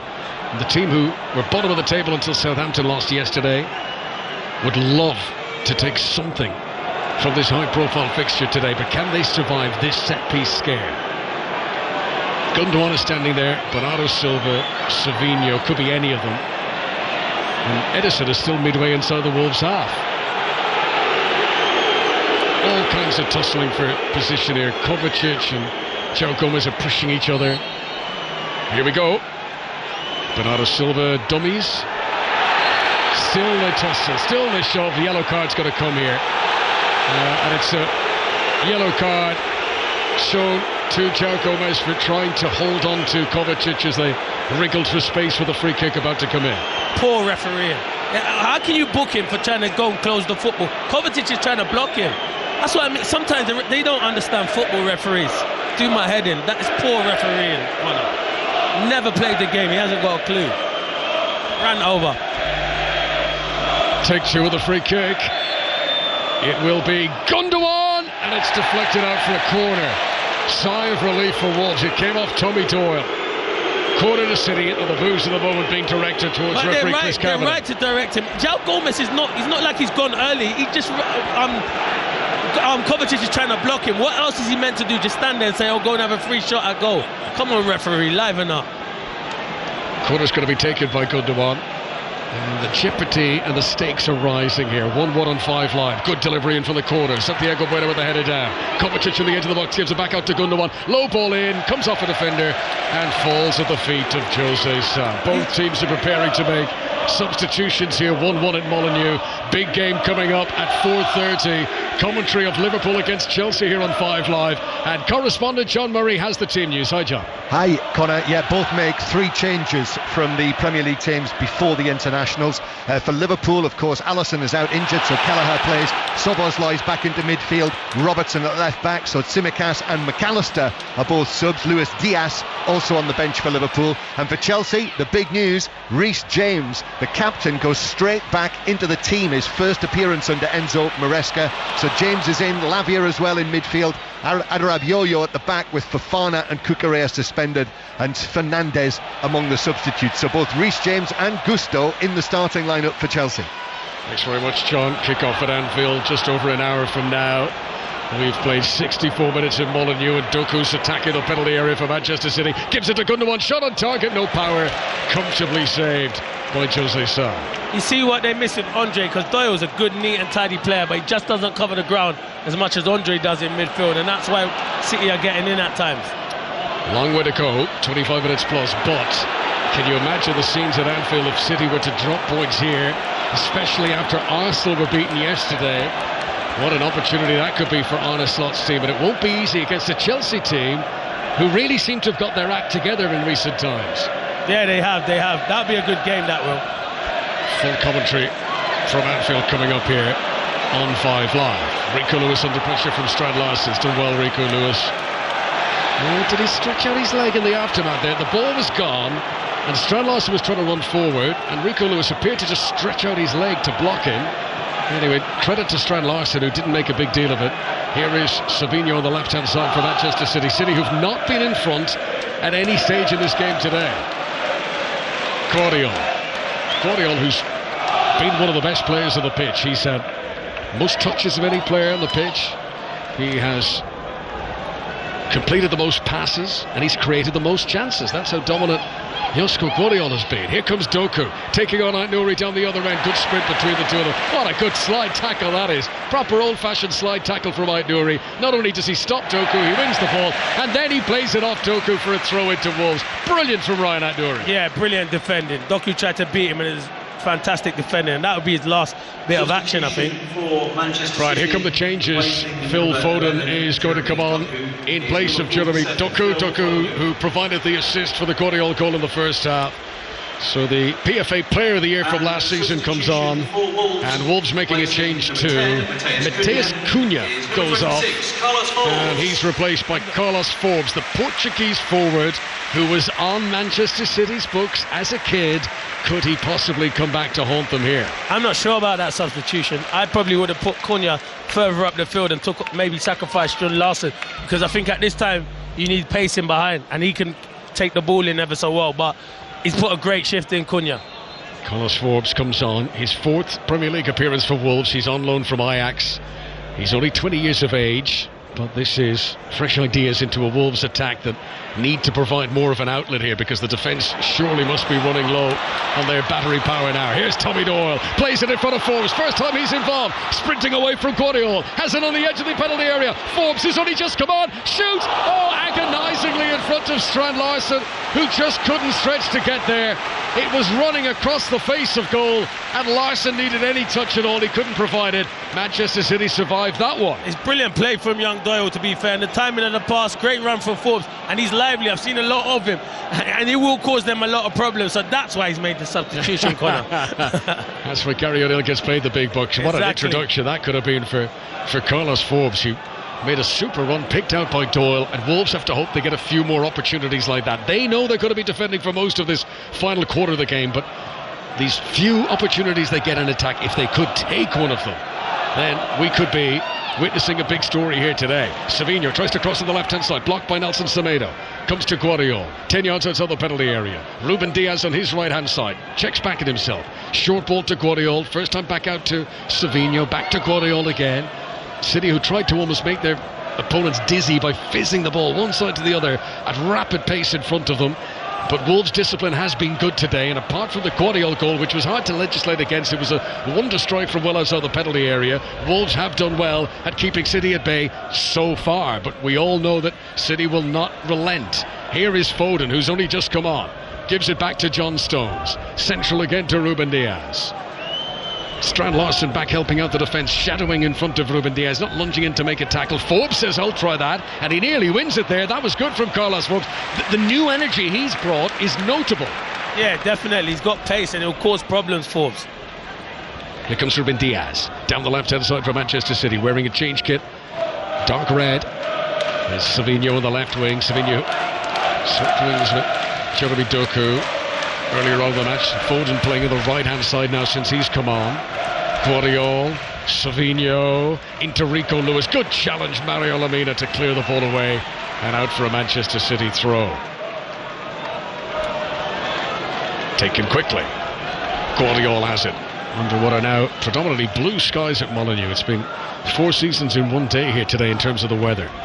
Lewis back to Ruben Diaz. Look at Gary O'Neill down there. He's cat on a hot tin roof. He's crouched and he's agitated and he's busy and bellowing the instructions. Rico Lewis takes a tumble in the penalty area. He's off the ball. John Stones has it, 20 yards outside the penalty area. Gives it short to Foden on the right wing. Bernardo Silva makes himself available. Back to Phil Foden. Pass move from Manchester City as they try to prize their way into the Wolverhampton Wanderers penalty area. Ait-Nouri holds up Bernardo Silva here. John Stones gives it infield to Ruben Diaz, 15 yards outside the penalty area. Back to the right-hand side to Bernardo Silva again. Low centre of gravity. Turns, that's a good little dart. Past Joe Gomez, into the penalty area, pulls it back. Savinho should have scored. Puts it high and wide. Bernardo Silva nearly created an opportunity there, but Savinho flops his line. Yeah, that could probably be his last kick, because I can see Jack Grealish getting ready to come on, and I think if Jack's in that position, he definitely scores. So good play though from Bernardo Silva again. So is this winning goal going to come for Manchester City with 20 minutes to play? Wolves defending with increased desperation, but they are hanging on. Wolves 1, Manchester City 1. Jose Sa takes the goal kick. Long into Manchester City territory. Not for the first time today that's happened, where a clearance from the keeper goes straight out of play. There's a try at Welford Road. Leicester against Gloucester. Here's Alfie Reynolds. Leicester 8, Gloucester 14. Leicester's first try, a really strong finish by Ollie Hassel-Collins down the left, so they've reduced the deficit, but Andre Pollard missed the conversion. It's Leicester 8, Gloucester 14. Jack Grealish is warming up to come on for Manchester City. Not on yet though. Savinho on the left wing, running at Nelson Semedo. And as that happens, Pep Guardiola here comes over to Grealish, points at that, and you'd imagine Savinho will go off for Grealish. He's obviously saying to him, now this is what I want you to do. See what Savinho's doing now? This is what I want you to do, Jack Grealish, as he whispers into his ear on the touchline looking on. 1-1 at Molineux. Ruben Diaz gives it back to Savinho, tries to play a ball along the edge of the penalty area, but Lamina was able to intercept it, and they've got the outlet here of Forbes, and he scampers off into City territory, pursued by John Stones and Phil Foden. Wolves defence could do with this breather here. Gary O'Neill wants a crossfield ball. He's waving his arms, trying to show Tommy Doyle the space over this side. Doyle, though, in the heat of battle over there, can't see the wood for the trees, and Wolves have to retreat back to the goalkeeper again. Clinton. Yeah, that's better from Wolves. Have a bit of possession because you've been under so much pressure. But Forbes has come on and made a big difference because he wants to run in behind. Right, here's Ait Nouri inside Manchester City territory. Give him the ball. It's Forbes available out wide left, but Ait Nouri seemed to have difficulty controlling the ball there, needed several touches, and by the time he had control of it, the chance was gone. Nelson Semedo will try to resuscitate. Just outside the penalty area that Wolves attack, right hand side. Molineux is on the edge of its collective seat. Here is Lamina to Ait Nouri on the right hand side. Low ball in field, Santiago Bueno, back to Lamina, back to the defenders again. Few mumbles from the Wolves fans. But safety first as they retreat back to the goalkeeper. I mean, 1-1 here would be a brilliant result for Gary O'Neill. Again, that clearance right out to the touchline, and Carlos Forbes was offside when the ball was played to it.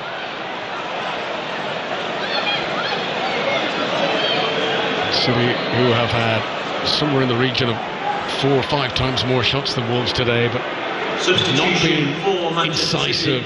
So many shots that have been off target or slightly fluffed. Here's the City change, and as predicted, it is Jack Grealish coming on in place of Savinho. So the 2 changes he's made, Pep, have been the wide players. He's brought on Foden and he's brought on Grealish as City desperately seek a winning goal here. I do like Jack Grealish. He does excite me. He's a player. I don't know how people can boo him. He's one of the good guys. Probably a Villa connection as much as anything else, isn't it? Yeah, that's right. Doesn't matter how good you are. And wearing a sort of claret colour that he would have for Villa in the past, he comes forward here, plays the ball towards the back post. Bernardo Silva was arriving, collided with Foden there. I think Foden has kicked Bernardo Silva on the head. And then in what is very pantomime-like of modern football, Bernardo Silva, who has been hurt, he's been kicked in the head, but he was off the field of play. He comes back onto the field of play to ensure that his teammates don't have to play with 10, and some of the Wolves fans weren't happy with that, but I think they've realised that he has been cut there. Phil Foden tried to connect with the head of tries to connect with the ball there, and he's kicked the head of his teammate inadvertently, and that's going to take a moment for Manchester City to patch up Bernardo Silva there. 1-1. I think this has been more intriguing than we may have dared it was going to be today, Clinton, and there still could be a twist in the tail here. 1-1 for now. While we've got a break in play, let's go back to the WSL. Liverpool against Crystal Palace. Sani Rajavangela is watching. Sorry, Sani. Sorry. 74 minutes gone. Liverpool 1, Crystal Palace 1. Palace have been positive in the second half, but Liverpool are really pressing now. Olivia Smith crashing a shot from 30 yards out against the post. Liverpool 1, Crystal Palace 1. Now what about the Championship? Hull City against Sunderland. Rob. Still 0-0, Sunderland applying pressure, but they're committing so many bodies deep into the Hull half. They're under constant threat of the counter, and there's been a few occasions now where Hull have managed to break up the pitch. Chris Badia tangled with the Sunderland defender in the box, but referee Robert Madley waves away the appeals. Still 0-0. They're still working on Bernardo Silva here. We're not missing any action. City are about to bring on Mateus Nunes, who's a former Wolves player. Be interested to see what sort of reaction he gets while we wait for play to resume to Welford Road. Leicester, Gloucester and Alfie Reynolds. Well, we've played half an hour. It's Leicester 8, Gloucester 14. Llewellyn and Thomas with the early tries for Gloucester in this first half. Ollie Hassel-Collins replying for the Tigers. It's Leicester 8, Gloucester 14. Thanks very much, Rob. So Bernardo Silva has come sprinting back around to the touchline. He wants to get back on the field immediately. Play about to get back underway here at a Molineux stadium that is on tenterhooks with a quarter of an hour to play. Wolves have only had 1 point in the Premier League this season, draw against Nottingham Forest in August.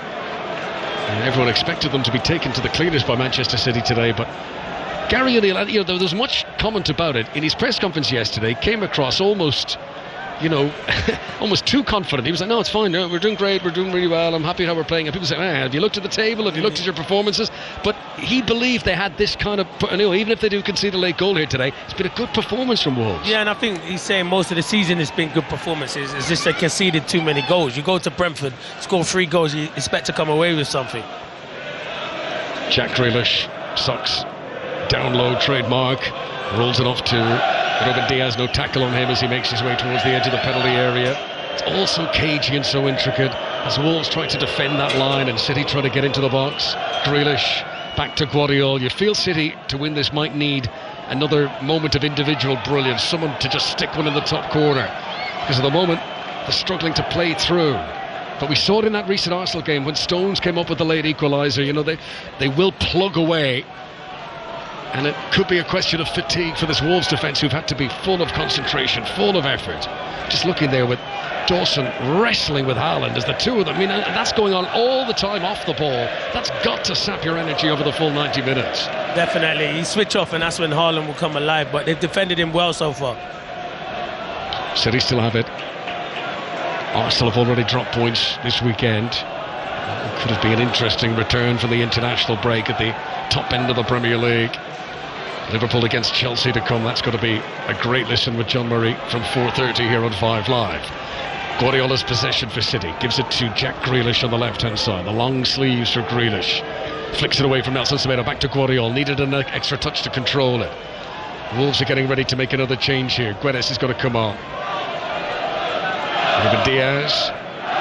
Matheus Nunes, who was ready to come on, he'd stripped off and he was ready to go, but hasn't been introduced. I think they were worried that Bernardo Silva wasn't going to be able to continue, and he has. Grealish to the byline, sends in left foot across just too high, and Ait Nouri guides it away out to the far touchline where Bernardo Silva, who could have let it out for a City throw, has kept the ball in play. Back to John Stones, infield to Ruben Diaz, urged to shoot by some Manchester City fans, but he's a long way out. Keeps it moving. Grealish steps into the penalty area. Hovering in front of him is Nelson Semedo. Jack Grealish, arms spread out like an aeroplane, trying to keep his balance as he shuffles from one side to the other. Guardiola launches one in. Flick on header by Gundogan, headed out by Lamina, and the whistle is blown, and there's a foul in there. It's a free kick to Wolves, and they celebrate that as it looks to relieve a little bit of pressure, and Gary O'Neill can now make his substitution, and Gonçalo Guedes is going to come on to add to the very sizable Portuguese contingent that are on the pitch here for both teams today. Jürgen Strand-Larsen will make way. The man who scored early in the match put Wolves in front.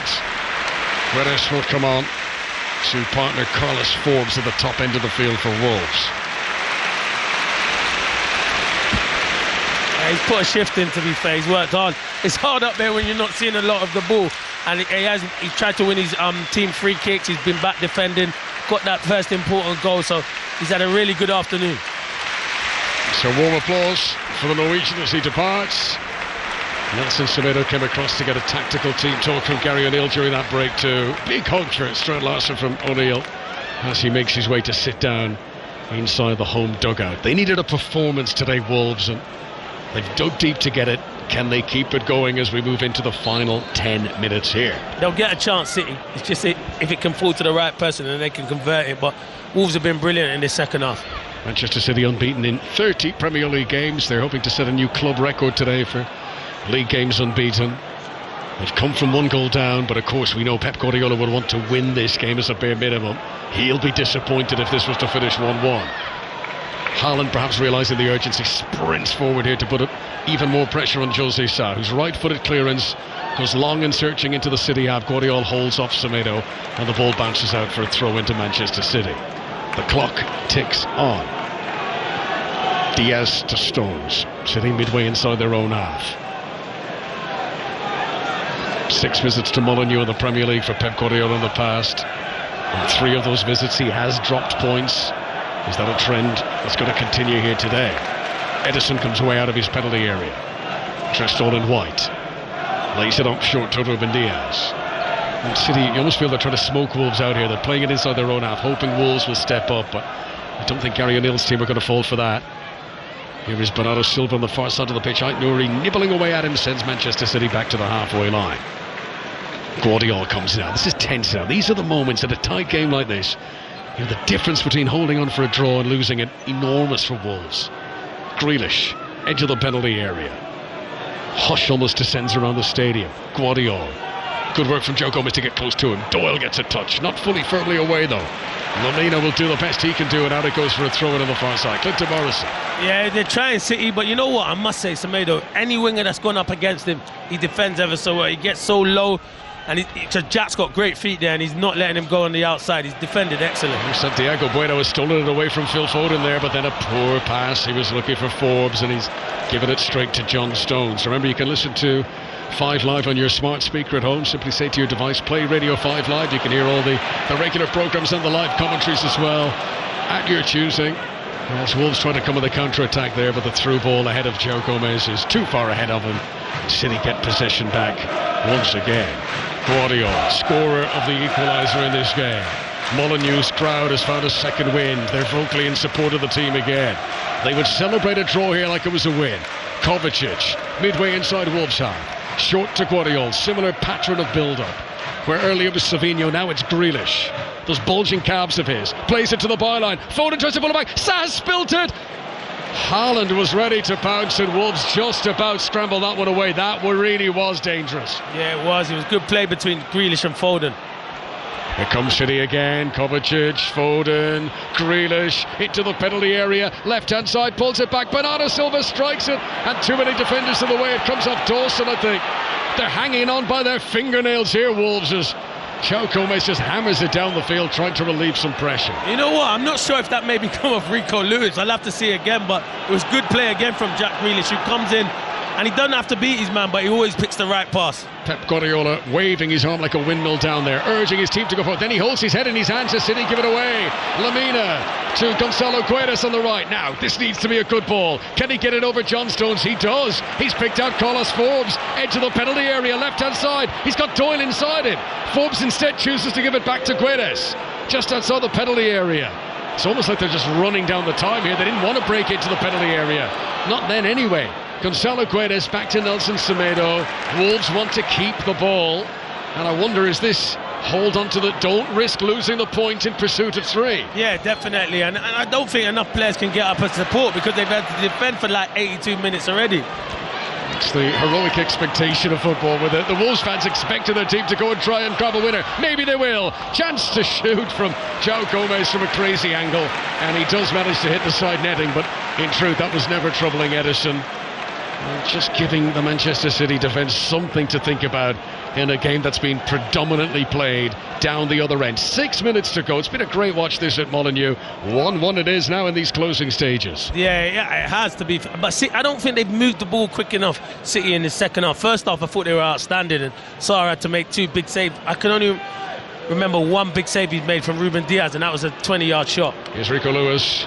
Taking a pass to Bernardo Silva, playing it to Erling Haaland into the penalty area, tackled by Dawson. It's the first time that Haaland has had the ball at his feet in the penalty area in a side of goal, but Dawson made a well-timed challenge. And with a Wolves player, I think it's Ait-Nouri down on the ground on the far side. Play will be held up here for just a moment while we've got a break in play. Back to Welford Road, back to the Gallagher Premiership and Alfie Reynolds. And it's Leicester 8, Gloucester 19. The third Gloucester try and the second for Max Llewellyn. They've played some great attacking stuff in this first half, and that move started with a little chip by the scrum half Thomas Williams. Ticking towards half-time, Leicester 8, Gloucester 19. Ticking towards full-time here. Wolves 1, Manchester City 1. And you know, no no offence to Wolves, but I think to take points off Manchester City, you need them to have a little bit of an off day, because when they're at their best, they will beat anyone. City haven't been at their best today, Clinton. No, they haven't been at their best, but if they still come away with the 3 points, they'll be happy with that. And that's the sign of champions, when you're not at your best, but still get 3 points. Guardiola will be even happier. Now the boozer for Mateus Nunes, who made 41 appearances during his one season as a player here at Molineux. That is a frosty welcome back for the Portuguese midfielder. Comes on for his 5th substitute appearance this campaign. He's only got a few minutes to try and make an impression here. Pep Guardiola trying to mastermind a victory with time running out. Mateo Kovacic was the player who departed to allow Mateus Nunes to come on.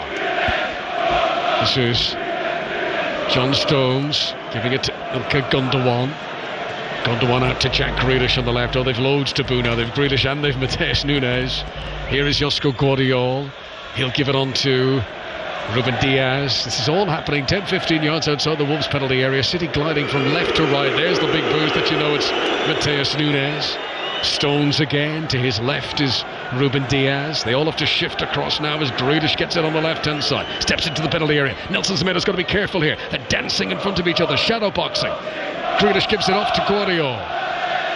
Semedo knows that he can't lunge in as Foden tries to shoot from a tight angle, deflected off Dawson. It could have caused a problem, and landing right down on the goal line, Jose Sa, who seemed to be deceived by that, catches the ball right on the chalk of the goal line. Yeah, it looked like he was going to go back into the net. There's a little bit of contact from Nunes, but good play again from Jack Grealish and Phil Foden there. Good little ball and Foden, but it was good defended by Dawson as well. There's a good story brewing here. I don't think many would have expected Arsenal and City to drop points this weekend. You look at their fixtures against Bournemouth and Wolves, but this is the strength of the Premier League, where, you know, on their day anyone could take points off anyone. Exactly, Wolves are bottom at the moment, and this could be a great point. As you said, it could feel like a win because no one expects them to get anything here. This is Gundogan coming forward for Manchester City, gives it to the number 10, Jack Grealish. 3 minutes to go of normal time. Grealish to the byline, swings in the cross. Aït-Nouri awkwardly puts it out for a corner.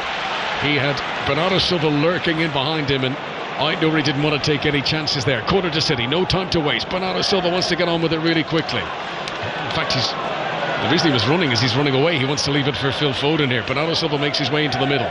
Foden will take the corner in front of hordes of travelling Manchester City fans who are holding their hands up to their foreheads to shield their eyes from the sun. The corner comes in, a touch for John Stones, hits the back of Gundogan. Grealish shoots, and Jose Sa makes the save. It was on target for Grealish, but Sa got down to his right. Yeah, he doesn't get full contact, to be fair. They do with the first one, but when it comes to Jack Grealish, it's on the hop volley, kind of bubbling towards him, and he kind of scuffs it, and it's a comfortable save from Sa.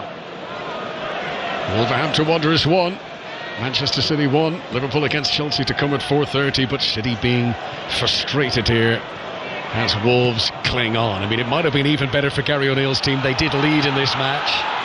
Santiago Bueno for the first time looking a bit fatigued there as he wins a sprint against Grealish, which he had about a 30-yard head start in, but it was down to 1 yard by the end of it.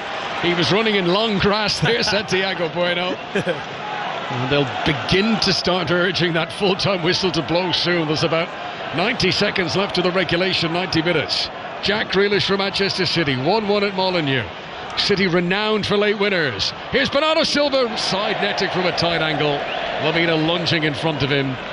Wolves breathe again, and Gary O'Neill is going to bring fresh legs in. Sean Rachner-Bellegarde, the Frenchman, is going to come on in place of João Gomez, who I think has put in a great shift today. He's a player, by the way, Gomez. Connor, he is a player. He can go and play higher. Gomez, I like him. Very good footballer. Gomez, you'll not be surprised to hear, he's going to milk his moment here. He's not going to charge off the field. He's slowly walking, taking the applaud of the crowd. Bellegarde will come on. Bellegarde, who's played some part in every Premier League game for Wolves so far this season. Can Wolves see this out? It feels increasingly unlikely that Wolves would go grab a winner. Can they keep Manchester City at bay? And Erling Haaland, who scored 4 goals against Wolves last time they met, hasn't had a sniff today.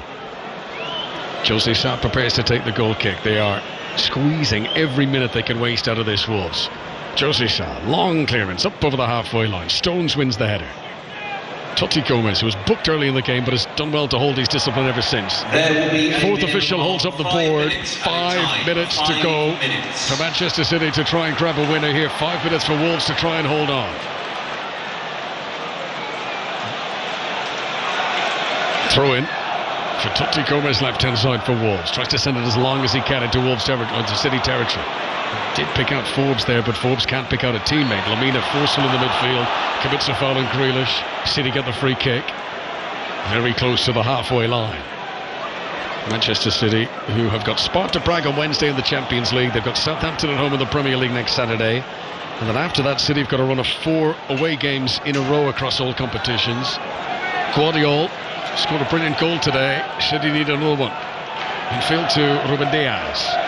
Ilkay Gundogan drops a shoulder, charges towards the edge of the box, turns, spins around it himself, back to Ruben Diaz, over to Bernardo Silva. City, who will trust the process, they'll believe they'll get one big chance here. It's tense, very tense, as a stray blue plastic flag floats across the air in front of us, and Ruben Diaz picks a pass out towards Rico Lewis on the right hand side. Now Mateus Nunes, boos for him against his old team. Haaland's in a tussle in the penalty area with Santiago Bueno. Bueno hit the deck there. Referee didn't spot any of that, and play continues.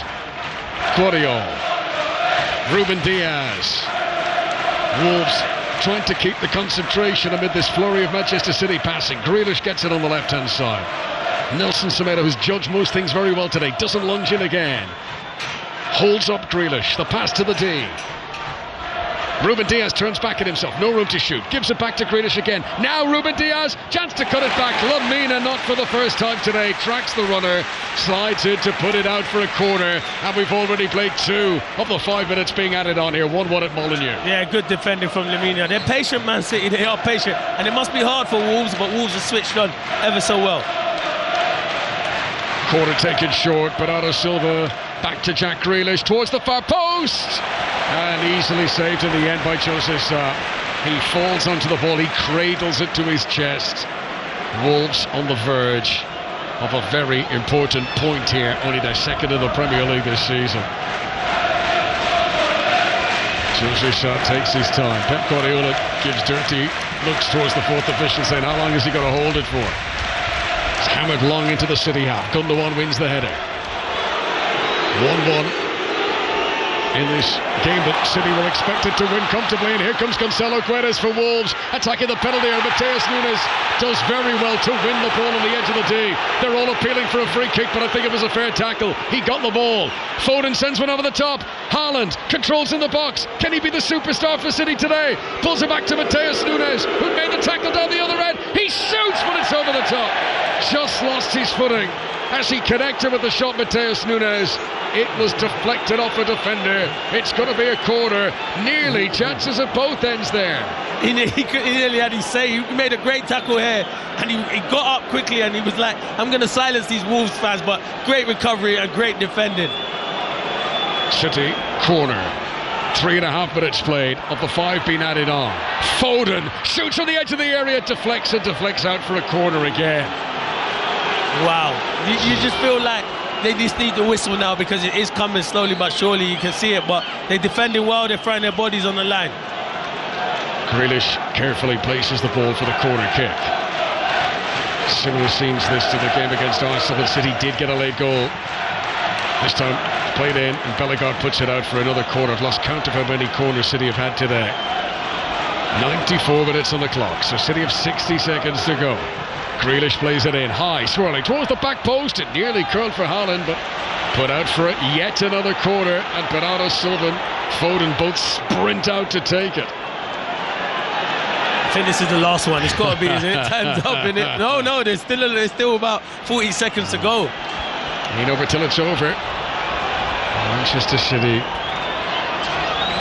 have this corner. Foden plays it in swinger. John Stones! John Stones does it again! The late, last gasp winning goal for Manchester City in the 5th of 5 minutes of stoppage time. The reigning champions have pulled it out of the fire again. Wolves held on for 95 minutes. John Stones makes it Wolves 1, Manchester City 2. Oh, the VAR going to be checking for something. Hang on. He's offside. Hang on. Offside. The flag goes up. I don't know what they're checking it for, because it was from a corner, so it can't be offside, because it went straight in. I don't know if it deflects off someone. We need to see a replay here, but VAR checking disallowed goal for offside. Offside. So now, is there a contact? It might have come off a City player before it's hit John Stones. Let's just be clear. This is not confirmed as disallowed. The reason everyone got so excited is because very belatedly the official did raise his flag. But the video assistant referee is looking at the replays. Clinton, you've got the monitor. What are they looking at? I don't know what they're looking at, because there's no touch. When I'm watching it here, John Stones wins the header. They're talking about Bernardo Silva, but he's crouching down, like literally low. He's in the eye line of Sarr, but he's not in the eye line because he's so low down. He's not really so he's going to go and have a look. Well, I think this is good use of the pitch side monitor, because... But he's not in... I don't think he's in line of him, Connor. Go on. But so he comes across to look us up because it is so subjective. He is in front of the goalkeeper in an offside position, but is he interfering with play? And Chris Kavanagh comes across to look at the monitor, and it will be the referee's call. So the referee gets another look at this. It's not technology deciding. Remember, the on-field decision was the flag went up. He's not offside. Bernardo ducks when Stones has the header. He's not offside. That goal has to stand, and I'm all for in front of the goalkeeper, but I think that goal has to stand. He's not looked at it for very long, Chris Kavanagh. He's come back onto the pitch, and the goal stands. Manchester City win the game. Dramatic finish that will leave a sour taste in the mouths of the Wolves players, but the goal does stand. Bernardo Silva was in front of the keeper. Clinton called it well. He's crouching down. It didn't really impede the keeper in any way, but I'll tell you what, we haven't heard the end of this. No, we haven't, but I understand, because Gary O'Neill's going to say it's happened to his, but Bernardo Silva's crouching down. He's not stopping Jose Sarr, for me, so they get it right. I know what he's going to say, though. Things have gone against him loads in the VAR, but that is the correct decision in my mind. Neil Cutler, I believe, the goalkeeping coach, has received a yellow card for complaints down there. I think it's him anyway. There'll be a lot of complaints for Wolves. This team, who rose off the bottom of the table yesterday after Southampton's defeat to Leicester, were on the verge of a very important point, and Manchester City have grabbed a winner. The clock is now up to 98 minutes. The ball is down the other end of the two balls of the pitch now. Gary Neal's kicked another one on. The Wolves want to try and score in these closing seconds, but surely that goose is cooked. And Manchester City have done what champions do. You mentioned it earlier, Clinton. They've not played particularly well today, but they've found a way. And that guy John Stones again, they needed him against Arsenal. He hasn't got as much game time, and he said he's been disappointed. But one thing with John Stones and good footballers and top teams, they always fight to the end, and that's what Man City have done. There can only be seconds remaining. We'd almost played the full five when the ball went in. Chauncey Gomez takes a throw in for Wolves. City fans are the ones singing now. The throw by Gomez towards the City penalty area. Gets involved again, Tony Gomez, beating his old teammate Mateus Nunes. Gundo is back there, and Tony Gomez for a third time involved, as there goes the final whistle. There's the boos from the Molineux crowd amid the celebrations for Manchester City. They've left it late, Pep Guardiola's team, but they have pulled a goal out of the flames once again. That will be crushing to Arsenal, who lost yesterday. Mikel Arteta, watching this from afar, would have been believing that maybe, just maybe, City were going to drop points here, but they don't. A win for Guardiola and a win for Manchester City to go top now, ahead of Liverpool's kick-off shortly. That's the sign of champions, not playing at their best, but they managed to keep going and managed to get them crucial goals. And it's not luck, because we've seen Man City do it many a times. You do feel sorry for Wolves, because a lot of things have gone wrong, not gone right for them with VAR recently, but I think VAR made the right decision there, and the referee made the right decision. I don't think it was an offside, but Wolves, if they play like that, they'll be fine this season. Well, Wolves have now conceded 6 goals in the last 15 minutes of Premier League games this season. It's come back to haunt them again on a day when ultimately the cornerstone of the victory was a goal from a corner scored by John Stones. in a game that Wolves led in the first half, in which Manchester City were not firing on all cylinders. This will hurt in the Wolves dressing room. Tomorrow maybe they'll feel better. They'll look back, they'll see the good performance they put in for 95 minutes. But right here, right now, this hurts for Gary O'Neill as Manchester City take the 3 points back to the northwest. Wolves 1, Manchester City 2. That is late drama. Well, Gary O'Neill came sprinting onto the pitch at the end, and you could tell he was trying to keep very, very calm, but his eyes were wide. And look, Clinton, it's worth remembering that goal was disallowed in the end on the field. So it was a VAR decision that they overturned, and this against the man and the club who were the only ones in the summer to want to get rid of it. Yeah, so he'll be disappointed. And listen, I've seen goals here before where they've scored and a player's been in front of the goalkeeper and it's been disallowed. So I can understand his frustration, Gary O'Neill. But I think the difference is Bernardo Silva's crouching. He's not really impeded the eye line of Jose Sarr. Listen, I could be wrong, but from where I saw here, I think the VAR made the right decision, and I think they get it spot on. It just feels like it's always happening to Wolves at the moment, and they can't get no luck. And because it's so late on in the game, they'll feel disappointed. But I think VAR got that spot on crossing. Referee getting a good reception there, Connor? Well, I think that's the least surprising thing of the afternoon. Look, it's a tricky one. Is it, though? I don't know. I mean, he's nowhere near his eye line, is he? Yeah, but this sort of eye line thing, you know, I mean, he's right in front of him. I can see the complaint. I can see the reason for the disgruntlement. But Chris Kavanagh didn't look at it long. So he was satisfied, and I think he's leaning sort of where you are. You know, we pick moments of contact. You see, absolutely, at the moment that John Stones, we're always used to the moment of touch, when it's offside. The moment it's touched by the player. At that moment, he's crouching down. But, you know, as the ball comes forward, does he stand up again? Just before was he blocking his view? He's certainly there. I can see why it is valid to have complaints about it. But as I said at the time, I think this is a good use of VAR, that this is one where you want the referee on the pitch to look at it himself. And I think they've used the technology well there. And remember, the on-field decision at the time was that the flag was raised. You know what it is, Crossy? If the header, John Stones' header goes low, below Jose Sarr, they'll rule it offside because Bernardo Silva's crouching. But he's in his eye line, he can see it clearly. So for me, VAR got it 100% spot on. We're so critical of VAR sometimes, but I think VAR, it worked this afternoon. Can you see kind of Pep Guardiola's doing his sort of give a slight kind of dressing down to one of his players on the pitch thing right now with Bernardo Silva? Yeah, they all get their turn. Yeah, they do. Bernardo Silva gets it today. I mean, this is alpha male stuff. It doesn't matter. You know, you won't do that to the Rico Lewises of the team every week. He picks different players. It's a very public display there that, yes, Manchester City have won this game, but not in the manner that Guardiola expects. And by his standards, this was a poor performance today.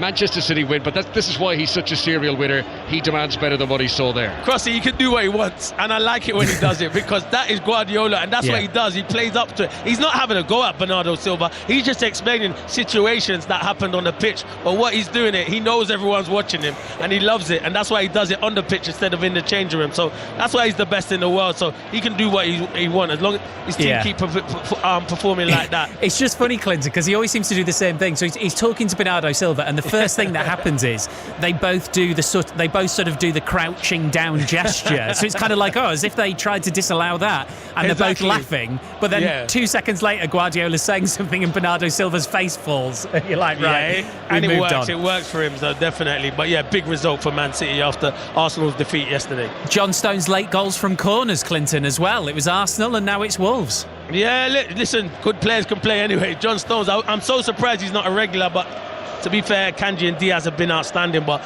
he keeps knocking on the door, keeps putting in performances like that and scoring big goals. It'll be hard for Pep to leave him out, but that's why the Man City fans love him, John Stones. He's a fantastic footballer. He can play him anywhere, and it was a great ball in from Phil Foden, but the header from Stones was fantastic. Thank you very much, both. Conor McNamara, Clinton Morrison. What a game. Brilliant. Manchester City and Wolves. Wolves, wow. I mean, they put everything into that, and they've just been denied at the very, very end. So, Wolves fans, 08085 909 693 later on this evening. If you feel like you need to get some of the frustration out, then Robbie Savage and Chris Sutton will be there once we're done